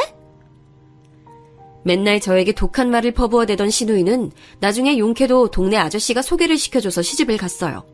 하도 구박을 받았던 제가 애를 늦게 가졌는데 때마침 시누이도 비슷한 때에 시집을 가서 바로 애를 가졌어요. 둘이 비슷한 때에 아기를 낳게 됐고요. 이때도 어머니는 무지막지한 차별을 하시며 본인 아들을 옆에 앉혀두고도 제게 막말을 퍼부으셨어요. 우리 명자는 애 놓느라 아주 고생했는데 내가 가서 챙겨주지도 못하니까 돈도 좀 주고 뭐 좀 갖다 줘야겠다. 애미 너는 얼른 애 업고 나와서 솥도 찌고 팔고 부지런히 움직여. 네 서방 등골만 맨날 그렇게 파먹고 빈대처럼 기생하면서 사는 거 아니야. 옛날 여자들은 너같이 안 살았어. 너처럼 서방 덕에 호강하는 애가 어딨냐? 이처럼 비슷한 시기에 애를 낳고 둘 다 얼굴이 뽀얘져서 팡팡 부어있는 산모들을 둘을 나누고 어머니는 본인 딸에게는 그렇게 좋은 거 갖다 먹이겠다고 애를 썼어요. 저는 늘 만두 부스럭이나 주워 먹게 놔두고 만두국 끓여 먹는 것도 낭비라면서 엄청 타박을 했습니다. 저도 사람인지라 이런 생활을 평생 할 엄두는 안 나더군요. 툭하면 손찌검 해대고 막말을 해대던 남편이었지만 저도 무슨 정신이었는지 한번 큰 다짐을 하고 말을 꺼냈어요. 남편은 적잖이 놀라더니 의외로 그렇게 하겠다고 하더라고요. 나 어머니랑 맨날 이 좁은 가게 뒷방에서 같이 살고 있다 보니 정말 미칠 것 같아요. 이대로면 언제고 우리 애들 데리고 도망갈지도 몰라요. 당신이 잘 생각해봐요. 코딱지만한 집이라도 얻어서 따로 나가서 좀 삽시다. 네? 알겠어. 내가 어머니랑 한번 상의해 볼게. 아무래도 남편은 이때 자기도 저에게 미안해서 허락을 해줬을지도 모르겠어요. 제가 둘째 아들을 낳은 지 얼마 안 돼요. 남편이 다방아가씨랑 놀아났다는 사실을 저에게 걸렸었거든요. 우여곡절 끝에 코딱지만한 집으로 옮겨 살게 됐지만 그 뒤로 저는 애들을 업고 부지런히 식당 일도 했었고요. 애들 키우는 내내 없이 살게 하지 않으려고 손에 닿는 대로 일을 했어요. 솔직히 껍데기만 같이 살고 있는 남편이라곤 하지만 아내로서 도리는 다하려고 노력했답니다. 새벽같이 저도 애들 챙겨서 일하러 나가면서도 남편 아침밥과 도시락을 싸줬으니까요. 그렇게 알토란같이 모은 돈들을 가지고 우리 영순 언니가 알려준 정보대로 집을 조금씩 늘려가기 시작했어요. 우리가 살던 집에 세를 줘서는 그 작달만한 집을 나누고 또 나누고 나눠서 대체 몇 명이 살았는지도 모르겠어요. 그렇게 조금씩 돈을 받고 늘리고 하다 보니 지방이라 그렇게 돈이 많이 안 붙긴 했지만 재산이 점점 늘어나더군요. 아마도 전 당시에 상당히 돈에 한이 맺혔던 것 같아요. 물론 돈이 다 해결해 줄 거란 생각은 하지 않았지만 돈이 생기니 저를 무시하던 이들도 함부로 칼자루를 휘두르지 못하더군요. 대표적으로 가장 태도가 변한 건 신우이였어요. 저기 새언니, 그렇게 돈이 많다면서요? 오빠 얘기 들어보니까 언니가 아주 알짜배기 땅 부자라며. 에이, 그거 다 우리 오빠 돈으로 불리고 키운 거 아니에요? 우리 오빠 아니었으면 언니가 그렇게 돈 못 불렸지. 내가 이번에 우리 진수 호주 유학 보내려고 하는데 외숙모가 돼서 얼마 용돈 좀 보태줘봐요. 응? 아니, 제가 무슨 돈이 있다고 그래요, 아가씨? 네, 참. 아주 이런 시덥잖은 소리를 하고 있는 신우이가 너무 어이가 없었지만 사실 그쪽 조카 아이 자체는 매우 순하고 착했어요. 지 엄마가 얄미울 뿐 애는 잘못이 없고 착했기에 가는 길에 얼마 용돈을 쥐어주긴 했답니다. 하지만 제가 어느 정도 부를 좀 잃었다곤 하지만 여전히 자잘한 돈은 아껴 쓰고 규모 있게 살았어요. 솔직히 남편은 제가 이렇게 재산을 늘리고 모으기까지 도움이 된 건 전혀 없답니다. 신우이랑 싸우기 싫어 대꾸는 안 했지만 남편이 준 돈은 얼마 되지도 않았거든요. 병아리 눈물 같은 생활비를 줘놓고 밥을 어찌 차려라 하고 맨날 술고래가 돼가는 그 인간을 애들 아빠랍시고 그냥 참아줬고요. 제가 애들 업고 나가서 식당에서 번 돈 갖고 밤이고 낮이고 발 부르트게 돌아다니면서 땅을 봤었거든요. 그리하여 돈을 불린 거고 나이 먹으니 남편도 죽기 전까지 제 눈치를 봤답니다. 당신 덕에 내가 이만큼 살았지 뭐. 이 김민식이가 자네한테 신세를 많이 줬어. 그럼 그렇고 말고. 아무튼 그러다가 아들 둘을 각각 장가 보냈는데 하여간 이것도 기가 막힌 사연이라고 생각해요. 특히 큰 며느리 같은 경우는 우리 아들보다 1살 위였거든요. 키도 크고 체격도 있고 누가 봐도 누나 동생 같아 보이는 모양새라 전 썩 마음에 들지 않았어요. 그런데도 그렇게 우리 아들이 좋다고 쫓아다니고 결혼을 하겠다고 자기가 끌고 오다시피 한 거예요. 저 어머니, 저희 얼른 결혼 허락해주세요. 창민 씨도 저 없으면 못 살걸요? 일찍 결혼해서 애 낳고 어른들에게 효도하면 너무 좋잖아요. 네? 당시 전 마음의 준비가 안 돼 있어서 덜컥 아들을 보낼 생각은 없었지만 저렇게 하겠다고 우겨대니 어쩔 수 없이 결혼시켰습니다. 결혼 후에도 얘네들이 잘 지내는 것 같았고 사실 전 며느리랑 막 자주 보는 게 불편하더라고요. 다른 엄마들은 안 그러는 것 같은데 말이에요. 대표적으로 우리 신우이는 지 자식 장가 보내놓고 허한지 맨날 저한테 연락을 해대서 들어줬는데요. 그렇게 본인 며느리랑 나쁘게 지내는 모양이었어요. 언니는 왜 며느리랑 잘 안 보고 지내요? 그 맛에 아들 장가 보내고 호강 누려야지. 난 완전히 실패했지만 말이야. 에휴, 초반에 애들 집도 구경 가고 했는데 애가 어찌나 나이석에 구는지 그거 버릇 한번 잡겠다고 뭐라고 했거든? 그랬더니 아주 눈이 뒤집어져가지고 대드는 거야. 아니, 처음에 그러는 줄 몰랐다니까. 근데 언니네 며느리는 결혼식 때 보니까 아주 참하게 생겼더만. 우리 며느리처럼 성질 더럽진 않을 것 같아. 신우이 얘기를 들어보니 나라도 저렇게 자주 드나드는 시어머니는 싫을 것 같더라고요. 그리고 딱히 우리 며느리라고 그렇게 순한 성격도 아니었어요. 간혹 제가 뭘 주겠다고 하면 단박에 거절을 하더라고요. 저도 아들 얼굴 한 번 더 보고 싶어서 그런 거긴 하지만 너무 야멸차게 자르는 거예요. 어머니, 저희 김치 사다 먹어서 괜찮아요. 그리고 창민 씨 요즘 너무 바빠서 집에도 늦게 오고요. 이 사람 보고 싶어서 그러시죠? 제가 내일쯤 한번 어머니 댁 들리라고 말해둘게요. 이렇게 툭 잘라먹고는 말을 더 못 붙이게 해버리니 좀 서운하더라고요. 약간 서운한 감정들이 쌓이려던 차에 아들은 또 그걸 골치 아파하길래 더 얘기도 못 꺼냈어요. 그런데 반년쯤 지났을까요? 저는 제 아주 가까운 주변에서 충격적인 얘기를 듣게 됐답니다. 어쩌면 어느 정도는 예상이 가능했을 이야기일지도 모르겠고요. 제게 울면서 전화를 걸어온 것은 바로 신우이였어요. 내가 미쳐 진짜. 어쩌다가 이런 일이 생기냐고. 아우 세상에 언니. 나 어떡하면 좋아요. 내가 뭘 어쨌다고 나한테 그래. 사정을 들어보니 신우인의 아들 부부가 이혼을 선포했다는 거예요. 그것도 며느리 쪽에서 강력하게 요구했고 그 원인을 신우이로 삼아서 뭐라고 했다더군요. 내가 지를 쥐잡듯 잡았다면서 못 견디겠다고. 애 데리고 나가서 살겠대. 우리 애가 자기 편 안 들어줬다고 어머니랑 둘이 잘 먹고 잘 살래요. 아니 이게 말이나 돼요, 언니? 신우이는 말도 제대로 이어가지 못하고 한탄을 했고 살고 싶은 의욕이 없다면서 계속 통곡하는 그 모습을 저는 멍하니 달래주기만 했어요. 요새 애들은 요새 며느리들이란 정말 참지 않고 할 말을 다 해버리는구나. 그리고 당당하게 이혼들도 하는구나 싶어서 어떤 면으로는 참 대단하다는 생각이 들었어요. 꼭 나쁘게만이 아니라 그냥 제 때에는 다 참고 살았었잖아요. 어디서 저런 용기가 났고 또 어디로 살구멍이 있길래 저런 결심을 했나 싶었죠. 한편으로는 약간 두려운 마음이 저에게도 스쳤어요. 왜냐면 저도 며느리랑 사이가 대면대면한 상태였었잖아요. 이후로 제가 좀 챙겨주면서 용돈도 주고 말도 신경 써서 했더니 돌아오는 며느리의 반응도 다른 거예요. 어머니, 저 요즘은 조금 어머니가 많이 편해진 것 같아요. 제가 엄마 정을 많이 못 받고 자라서 그런지 여자 어른들과 지내기 힘들었거든요. 그런데 요즘은 어머니랑 연락하고 얼굴 보는 게 너무 좋아요. 이런 말을 해주니까 노력도 안 해보고 며느리를 어려워했었구나 싶어 약간은 후회가 되고 이제라도 다행이란 생각이 들었어요. 하지만 문제는 이후에 둘째 며느리가 들어오게 되고서부터 터지게 됐으니 진짜 며느리 하나랑만 사는 사람이 부러워질 지경이더라고요. 자식도 늘어날수록 근심이 생기듯 며느리가 늘어나는 것도 마찬가지였어요. 둘째 며느리는 아주 늘씬하고 외모도 예쁘장한 미인 아가씨였어요. 우리 아들이랑도 아주 마음에 잘 맞았고 둘이 연애하면서 결혼하네 어쩌네 말이 계속 있었죠. 이쁘장한 아가씨인데 집 형편이 넉넉지 않아서 혼수 마련이나 여러 가지로 준비하는데 시간이 좀 걸렸어요. 그래도 둘째가 좀 더 애교도 많고 무뚝뚝한 큰며느리보다는 대하기 쉽긴 했었답니다. 어머니, 저 엄마라고 불러도 돼요?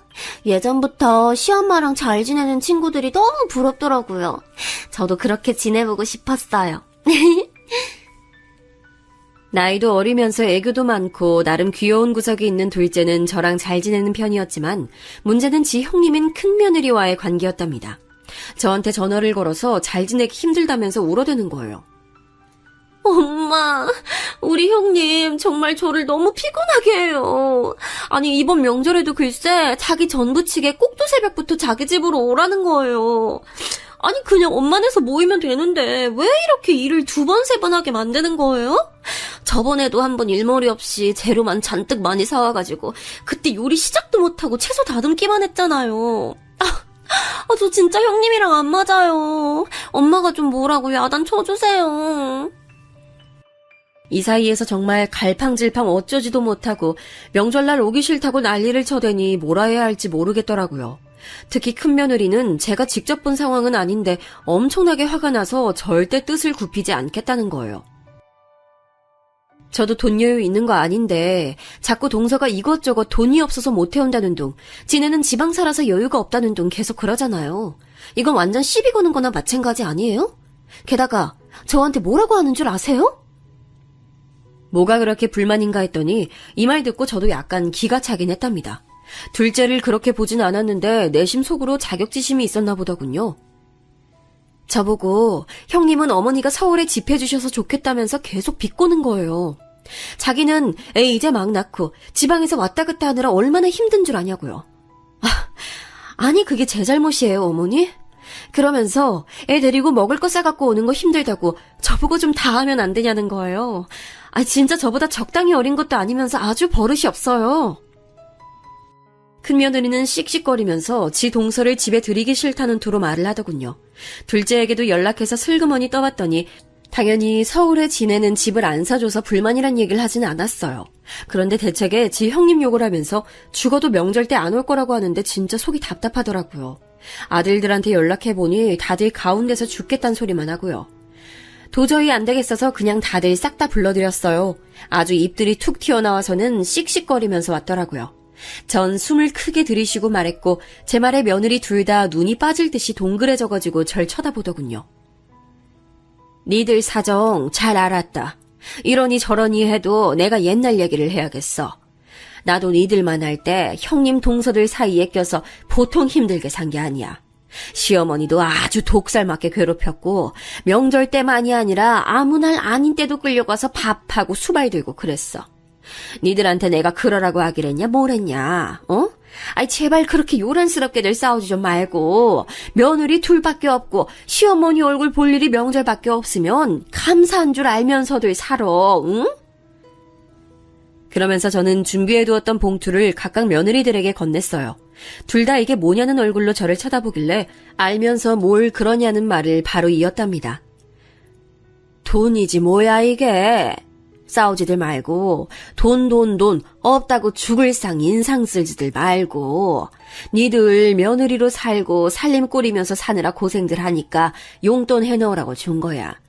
그러니까 우는 소리 하지 말고 적당히들 잘 살아. 알았어? 이때 전 봉투에다 각각 300만 원씩 넣어서들 줬어요. 많으면 많고 적다면 적은 돈이었지만 잠잠하게 하는 데에는 돈이 최고란 생각이 들더군요. 결국 얘네들 꽁기꽁기해서 서로 돈 없다고 징징대는 걸 보니 그걸로 틀어막는 수밖에요. 둘 다 곧장 바로 받긴 민망했는지 입은 여전히 나와 있었지만 둘째는 대충 봐도 콧구멍을 벌렁거리는 것이 기분이 좋아 보였어요. 네, 엄마. 감사히 잘 쓸게요. 그런 것 때문에 그런 건 아닌데. 감사합니다. 큰며느리도 나중에 저한테 고맙다고 문자를 보내왔더라고요. 장문으로 쭉쭉 보내왔길래 그런가 보다 하고 말았어요. 하지만 다음날 저녁쯤 저는 아주 황당한 내용의 문자를 한 통 받아보게 됐답니다. 그 문자를 읽고 뒤통수가 뜨거워지다 못해 익을 만큼 달아올라서 내가 뭘 본 건가 싶었어요. 그리고 제가 읽고 있는 사이에 급작스럽게 그 메시지는 알아서 삭제돼 버리더군요. 누군가 읽었다는 걸 알고 그리고 잘못 보냈다는 것을 알고 저렇게 지워버린 거예요. 대체 어머니 세대 때 얘기를 우리한테 하면 어쩌라는 거야? 뭐 그럼 그때처럼 가 쓰고 말 타고 다니던지. 하여간 너무 꼰대 같아 어머니는. 이렇게 적혀있던 메시지였고 대체 누구한테 보내려고 했던 건지 모르겠지만 큰며느리는 단톡방에 이 메시지를 올렸다가 곧장 지워버렸어요. 제가 읽었을 거라고 상상을 못하는 건지 아니면 그렇게 생각하고 싶지 않은 건지 몰라도 아무튼 조용하더군요. 전 너무 아연실색해서 애들 장가 보내고 하던 즈음 세상을 떠나버린 남편 생각까지 나는 게 아니겠어요. 살면서 늘 징글징글하게 느껴지던 인간이었고 세상을 떠나던 순간에도 떠나고 나서도 딱히 그 인간 생각이 나본 적이 없었어요. 그런데 순간적으로 왠지 너무 마음이 허하고 외로워지는 거예요. 아들들은 장가 보냈고 며느리 쪽 사람들이 됐고 그리고 그쪽 사람들도 잘 살아야 서로 편한 건데 그럼 나의 이 허한 속은 누가 달래주나 참 외롭더군요. 이때 참 라디오도 많이 듣고 사람 목소리가 나오는 뭔가가 듣고 싶어서 유튜브 영상도 많이 찾아 들었답니다. 유명한 강사님들 강의도 듣고 많이 울면서 속을 달랬어요. 그런 것들을 추천해준 건 제가 자주 가는 단골 미용실 원장 아줌마였어요. 아이고, 나는 무자식이 상팔자라고 생각해. 일찍이 우리 애 아빠랑 이혼하고 애들도 다 시집 장가 보내놓고 연락 딱 끊었어. 내가 원래 아들, 딸이랑 사이가 별로 안 좋아. 어릴 적에 내가 잠깐 걔네 놔두고 나갔었거든. 커서도 연락해서 얼굴도 보고 내가 용돈도 주고 결혼식도 가고 했는데 그렇게 한이 많은가 봐. 아유, 그냥 다 신경 끊고 살기로 했어. 언니도 자식들 너무 의지하지 마요. 유튜브나 봐. 요즘 좋은 거 많더라고. 이분의 의견에 다 동의하는 건 아니지만 확실히 저한테 좋은 걸 알려주긴 했어요. 그나마 나이 먹고 마음 터놓기도 힘들고 왜 그렇게 제 세대들이 유튜브를 많이 찾고 듣는지 알겠더라고요. 아무튼 허한 마음을 갖고 한동안 며느리 둘과도 거리를 두며 지냈었는데요. 그러던 어느 날 갑자기 둘째 며느리한테 연락이 온 거예요. 밖에서 식사 좀 하자며 아가도 저를 보고 싶어 한다면서 나온다더군요. 엄마, 간만에 저 엄마네 갈 테니까 같이 밥 먹어요, 우리. 제가 운전해서 가려고 해요. 그래도 뭔가 이런 마음을 알아주는 대상이 있는 것 같아서 마침 시기도 아주 잘 맞게 연락이 왔던지라 너무 고맙더군요. 하지만 그렇게 저를 찾아온 둘째는 우리 아들도 저에게 직접 꺼낸 적이 없는 얘기를 선뜻 하면서 저를 놀래켰어요. 엄마, 우리 이제 용진이도 어린이집 다니기 시작하는데 슬슬 이사도 가고 해야 할 것 같아요. 그래서 말인데 저희 조금만 돈 보태주시면 안 될까요? 오빠는 그런 얘기 엄마한테 못하겠다고 자꾸 말려서요. 그런데 진짜 제 주변 엄마들 다 서울로 나가더라고요. 이제 집값 너무 올라서 이번 같은 타이밍 아니면 다신 서울로 못 나간대요. 마지막 타이밍이란 말이 있더라고요. 엄마가 조금만 도와주시면 안 돼요? 네? 이 무렵 아들들 각자 직장이나 사업 사정이 좋진 않아서 영 살림이 시원찮긴 했어요. 제가 어느 정도 재산이 있다곤 하지만 무턱대고 그때마다 경제적으로 채워주고 싶진 않더라고요. 그런데 선뜻 둘째가 와서 이런 얘기를 꺼내니 좀 당황스럽더라고요. 전 곧장 거절을 했답니다. 당연히 둘째 반응은 좋지 않았어요. 그렇게 이사를 가야 할 정도로 갈급하면 애를 맡겨두고 일을 해서 돈을 모으던가 했어야지. 아이, 준비된 때에 결혼하라고 해도 니들이 그 시기에 했잖아.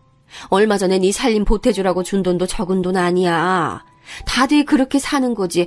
남들이랑 형편을 어떻게 다 맞춰가면서 사니. 이 말에 둘째는 바로 시무룩한 표정이 되더니 계속 꽁얼꽁얼 불만을 얘기했지만 더더욱 들어주기 싫더라고요. 그래서 전 더 허해진 마음을 안고 그냥 일어나서 자리를 피했습니다. 집에 와서도 어찌나 속상하고 서글프던지 이런 일이 아니면 얘가 굳이 여기까지 올 일도 없구나 싶어 허무하더군요. 그 뒤로 둘째도 기분이 상했던지 연락도 잘 안 하고 다 같이 만나는 명절 때도 눈도 안 마주치려고 하는 거예요. 참 이래저래 저는 시어머니한테 잡혀 살던 시대였는데 며느리 눈치까지 보며 살아야 하는 세대가 된 것 같아서 속상했습니다. 그런데 그리 머지않아 저는 결국 그 돈을 대주었고 얘네들이 서울에 집을 얻도록 해줬네요. 이렇게만 놓고 보면 잔뜩 삐진 저 모습을 달래주느라 또 그랬냐고 생각하실 텐데요. 절대 그런 이유가 아니었어요. 그럴 수밖에 없는 답답한 사연이 있었답니다. 둘째 아들로부터 연락을 받게 된 거예요. 첫 마디부터 제 가슴이 쿵 떨어지게 하는 말이었어요. 엄마, 저기 용진이가 많이 아파요. 정신이 없어서 요즘 연락도 못했네요, 엄마. 뭐? 어디가 어떻게 아픈데? 그게 의심되는 소아 무슨 병 같은 게 있어서 말이에요. 이 동네 병원들은 다 시원스럽지 않더라고요. 서울에 있는 큰 병원에 가라고만 하고 요 몇 주간은 용진이 엄마가 운전해서 서울까지 왔다 갔다 했는데 저도 계속 야근하느라 챙기질 못했어요. 용진이 엄마도 저한테 불만 장난 아니고 아파서 축 늘어져 있는 용진이 보니 저도 마음이 안 좋아요. 저도 이제 자식 생겨보니 엄마 마음이 이해가 되네요. 여기까지 들어놓고서 안 그래도 마음이 썩 시원치 않았던 저는 큰 결심을 한 거예요. 돈이 없다면 모를까 보태줄 여력이 되긴 했었는데 어디까지나 쉽게 돈을 쥐어주고 싶지 않았거든요. 그런데 사정이 이렇게 됐다는데 어떻게 주지 않을 수 있겠어요. 손주가 그렇게 아픈지도 몰랐고 며느리가 주말마다 운전해서 큰 대학병원에 피검사 받으러 다니고 결과 보러 또 가고 원인도 시원치 않은 병명 때문에 고생한다는 얘기를 들으니 갑갑하더라고요. 먼 지방에서 저렇게 차로 운전해서 왔다 갔다 하고 자그마한 모텔을 얻어서 지낸다고 하니 조바심이 났어요. 결국엔 서울에 집을 얻어줬고 둘째네 애들 다 와서는 나란히 저에게 인사를 하더군요. 일단 둘째 며느리는 마냥 그렇게 울기만 하면서 저한테 고맙다고 하는 거예요. 엄마, 너무 감사해요. 정말 엄마가 이렇게 도와주시지 않았으면 용진이 데리고 매번 왔다 갔다 할 뻔했어요. 정말 감사해요, 엄마. 그래, 난 그런 일이 있었는지도 몰랐어. 알았으면 진즉 나섰을 거야. 네가 정말 고생이 많다. 이런 모습을 보니 저도 그간 내심 서운해했던 응어리가 풀려나가기도 하고 이렇게 될 거 진즉 해줄 걸 그랬단 생각이 들더군요. 그리 대단하게 넓고 좋은 곳도 아니고 24평 정도 되는 작은 아파트를 얻어줬거든요. 그렇게 다니는 중에 손주도 정확히 검사를 거치면서 특별한 병은 아니고 그저 열치레를 했다는 것만 알게 됐고요. 이때 완전히 안심을 하게 되면서 이제 정말 우리 가족들이 행복하게 사는 날만 남았다 싶었어요. 그래서 다 같이 둘째네 집에 모여서 한번 식사도 했는데 한 가지 걸리는 것은 이때 큰며느리의 반응이 약간은 시큰둥해 보였다는 거예요. 사실 이러저러한 사정에 있어서 둘째네 집을 서울로 얻어준 건데 그냥 제 느낌인지 모르겠지만 좀 서운해 보이더군요. 어머, 용진이 일이 있어서 집을 얻어주셨던 거예요? 그렇구나. 아니 저는 저번에 이 사람이 사업 확장한다고 얘기했을 때 아니에요, 어머니. 별 얘기 아니에요. 이 부분이 저로서는 조금 걸리는 게 큰아들이 부업으로 뭔가를 해보고 싶다고 제게 말한 적이 있었어요. 그때 큰며느리까지 집에 찾아와서는 부부끼리 같이 해보려고 하는데 자금이 부족하다 했었거든요. 그때 저는 너들끼리 알아서 해결하라고 거절했었고 얘네들도 그럭저럭 수긍을 했었답니다. 그 뒤에 이렇게 된 배경을 보고 내심 그때 생각을 하고 있었나 봐요. 아무튼 서운하게 생각해도 별 수 없고 다 사정에 따라 인생이 이렇게 흘러간다고 여기기로 했어요. 하지만 인생은 여전히 저에게 녹록지 않았으니 도통 이제 괜찮다, 쉬어가도 된다며 안심을 시켜주질 않더라고요. 왜냐면 얼마 안 가 저를 좌절하게 만드는 사건이 또 터져버렸기 때문이에요. 평소에 음식 솜씨가 막 좋은 건 아니지만 제 김치는 아들들이 꽤 좋아하는 편이었거든요. 서울 사는 며느리들 불러서 할 생각은 당연히 없었고 그다지 많지 않은 부피로 김장을 하고 있었어요. 그런데 이것저것 들고 옮기며 하다가 허리를 아주 크게 다치게 된 거예요. 이때 급한 대로 근처 사는 아줌마며 미용실 아줌마며 닿는 대로 다 연락을 해서 응급실을 갔어요. 하지만 여간 엉망이 된 게 아니었나 보더라고요. 지루한 시간들을 지나 결국 수술을 해야 한다는 결론에 이르렀고 이 지역은 안 되고 서울에 있는 병원으로 가게 됐어요. 당시 미용실 아줌마나 제 주변 아줌마들은 입을 모아 다 하나같이 저렇게 말했고 저도 이견은 없었답니다. 그런데 상황은 전혀 그렇게 가주지 않더라고요. 언닌 뭐 걱정할 게 있어? 노년에 돈도 있겠다. 아들들이 있고 며느리들이 있고 다들 그 좋은 서울집에 살고 있겠다. 아이 거기서 떵떵거리면서 병원에서 요양하면 되는 거 아니야. 아우 부러워. 우리 애들은 내가 전화하면 받지도 않고 그렇게 돌려버리더라고. 아우 자식 농사를 언니처럼 지어야 했어. 그래야 늙어서도 큰 소리 땅땅 치고 살지. 그런 말을 들으면서 내심 그렇게까지는 아니라고 생각했지만 아들들이 저를 데리러 왔을 때 흐뭇한 마음도 있었어요. 며느리들이야 살림하고 애 챙기느라 못 오긴 했었지만 당연히 서울 쪽으로 올라가면 저를 신경 써줄 거라고 생각했답니다. 그런데 제가 있는 곳으로 면회를 온 며느리 둘은 평소 제가 그들에게 각각 따로 갖고 있었던 서운함을 다 잊어버릴 정도로 황당한 장면을 제게 보이더군요. 서운함이 다 가시게 해줄 정도로 정넘치는 모습을 보여준 게 아니라 이 모습을 제가 살던 동네 친한 미용실 아줌마들이 못 본 게 다행일 정도로 너무나 수치스러웠어요. 어쩜 이렇게 하나같이들 저한테 이럴 수가 있나요?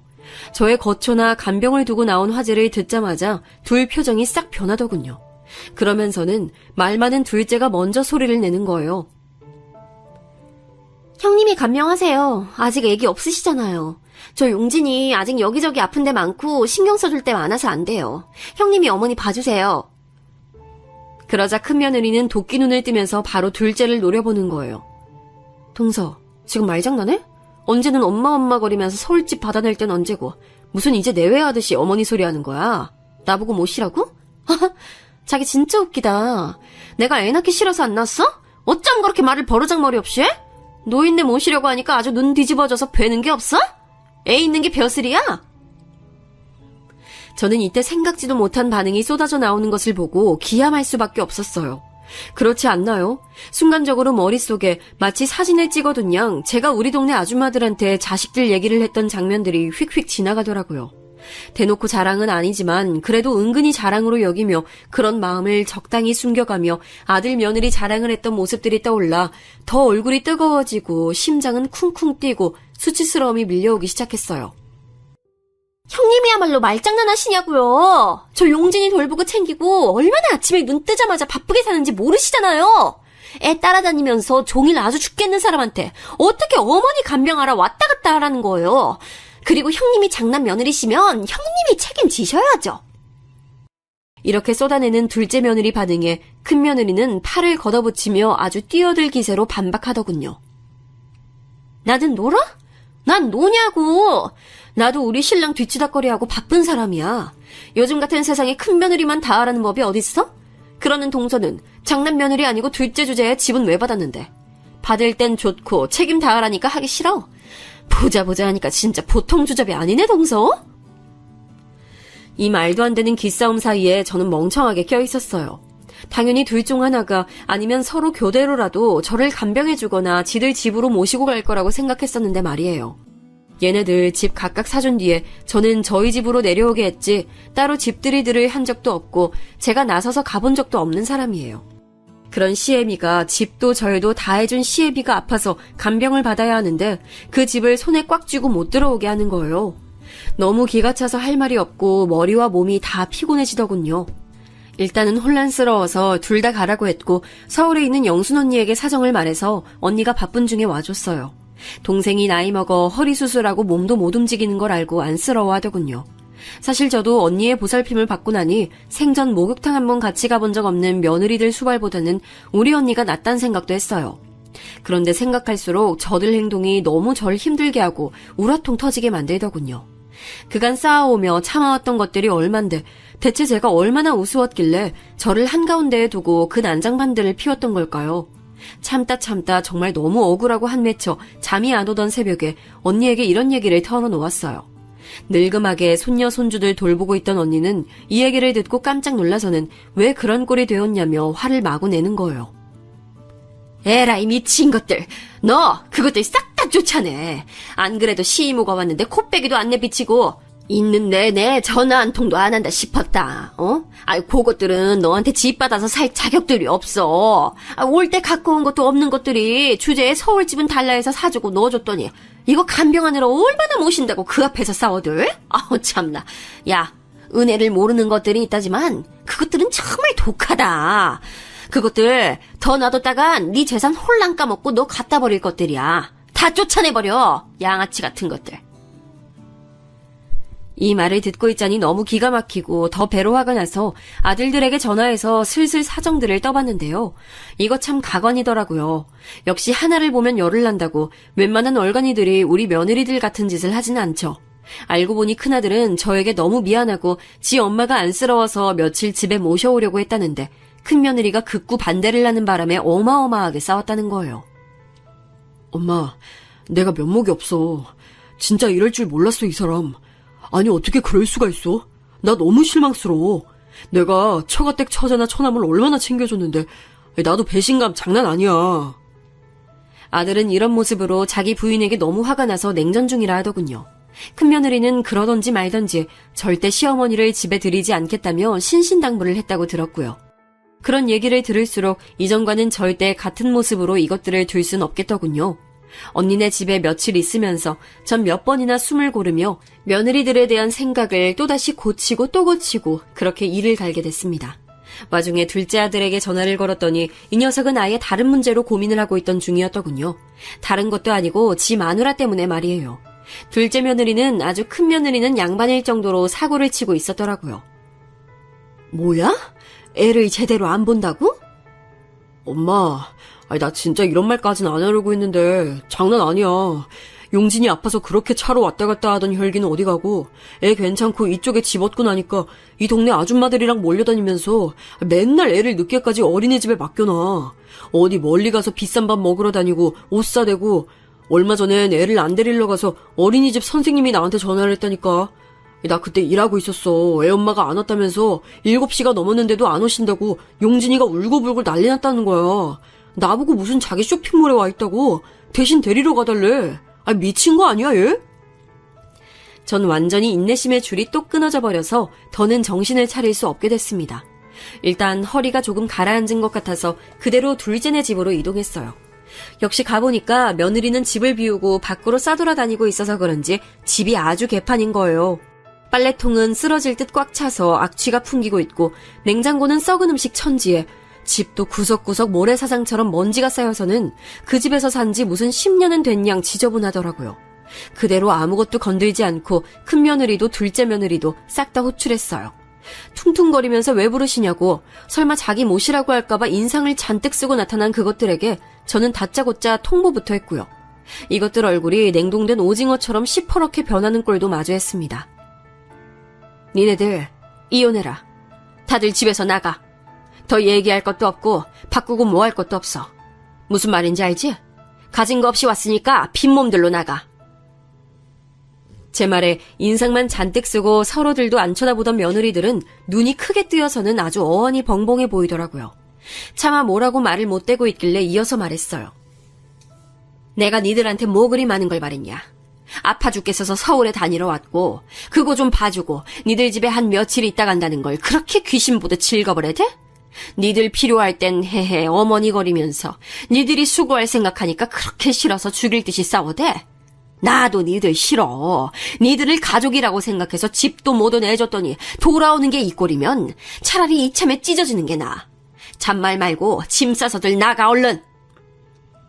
제 말에 둘째는 그 큰 눈에 눈물이 그렁그렁 맺혀서는 아니라고 제 발을 붙잡지 뭐예요. 아주 가증스럽게 말이에요. 엄마 왜 그러세요? 이혼이라뇨. 화나신 건 알겠는데. 아니, 제가 잘못했어요. 그렇다고 이혼이란 말을 하시면 어떡해요. 우리 용진이는 어떡하고요. 전 이 모습이 너무 역겨워서 곧장 말을 이었어요. 이 부분까진 말을 안 하려고 했는데 듣고서 옆에 있던 큰며느리도 기겁하더군요. 용진이? 네가 용진이 이름 올릴 자격이냐 있냐? 애 내팽겨쳐놓고 물통이며 도시락도 안 시켜서 곰팡이 쓸었다며. 어린이집 선생님이 애 걱정을 할 정도라며. 그리고 헬스인지 뭔지 다니면서 거기 젊은 놈이랑도 어울려 다닌다면서. 넌 지금 나한테 한 대 안 얻어맞은 걸 다행인 줄 알아. 안 그래도 이 얘기를 아들이 전할 때 조용히 마음속으로 이혼 생각을 몇 번 했다가 참았다고 했었거든요. 저를 생각해서 참았다는데 전 그럴 이유가 없다고 생각됐어요. 좋은 말 할 때 썩 꺼져. 너랑 엮인 짐만 고스란히 들고 나가. 다른 거 건드리면 가만 안 놔둬. 둘째 며느리는 제가 여기까지 말하니 아주 어깨를 바들바들 떨면서 어쩔 줄 모르더라고요. 엄마. 내가 왜 네 엄마야? 시끄러! 그리고 전 곧장 눈을 돌려 큰며느리에게도 호통을 쳤어요. 넌 뭐 아닌 줄 알아? 너도 당장 집 가서 짐 싸서 나가. 긴 말 더 듣기 싫어. 일찍 며느리로 들여서 눈치라도 있는 줄 알았더니 뒤에서 내 욕이나 하고 다니고 너도 다를 거 없어. 네 친정이건 어디로건 다 썩 꺼져. 제가 이렇게 난리를 치는 동안 같이 자리 잡고 앉아있던 큰아들과 둘째 아들도 어느 정도 마음의 결심을 한 듯 하더군요. 큰아들은 여러모로 실망했었는데 계기가 필요했던 것 같고 둘째 아들은 이미 자기 입으로 저에게 먼저 이혼 얘기를 꺼냈었어요. 전 그걸 정리한 것뿐이고요. 솔직히 아들 둘 다 이혼시켜서 제게 좋을 게 뭐가 있나요?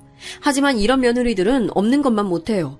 평생 살면서 우리 아들들한테 부정적인 에너지밖에 주지 못한다고요. 이후로 둘째 며느리는 도저히 도망갈 구석이 없고 내뺄 게 없으니 그냥 순순히 백기 들고 나갔고요. 큰 며느리가 그렇게 의외로 그렇게 악을 바락바락 썼다더군요. 자기 친정 동생들까지 가끔 데리고 와서 재우고 애는 가질 생각이 없어 보이고 그렇게 지집인 양 지키며 살았나 봐요. 심지어 저한테 울면서 아주 구질구질하게 빌었답니다. 어머니, 제가 어머니 모시기 싫어서 그런 게 아니에요. 사정도 있고 저도 몸이 안 좋아서 도저히 모실 상황이 안 돼서 동서한테 부탁하려고 했던 건데 동서가 자꾸 싫다고 하고 제 속을 긁으니까 감정이 안 좋아서 그런 거예요.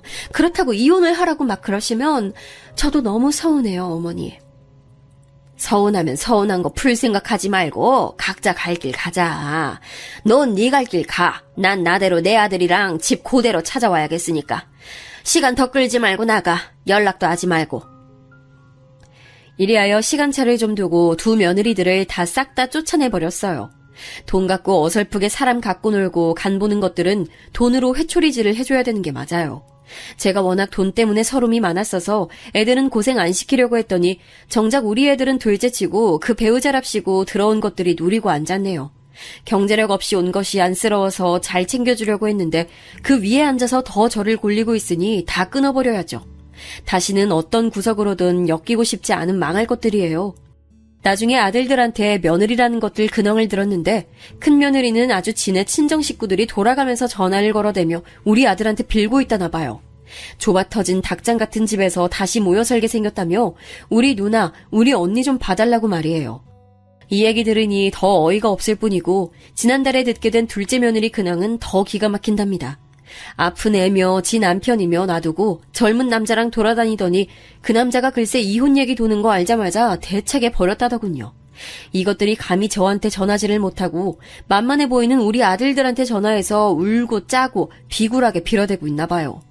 저는 손주 문제 때문에 둘째 아들과 살림을 합치기 위해 이곳에 올라왔고 큰아들은 기존에 살았던 집을 정리하고 새로운 터로 이사를 갔어요. 해결할 것들이 좀 남아있긴 하지만 며느리 둘 다 쳐낸 거 생각하면 큰일도 아니고 아무쪼록 시간이 모든 걸 잘 해결해주기만을 바래요. 이야기 들어주셔서 감사합니다.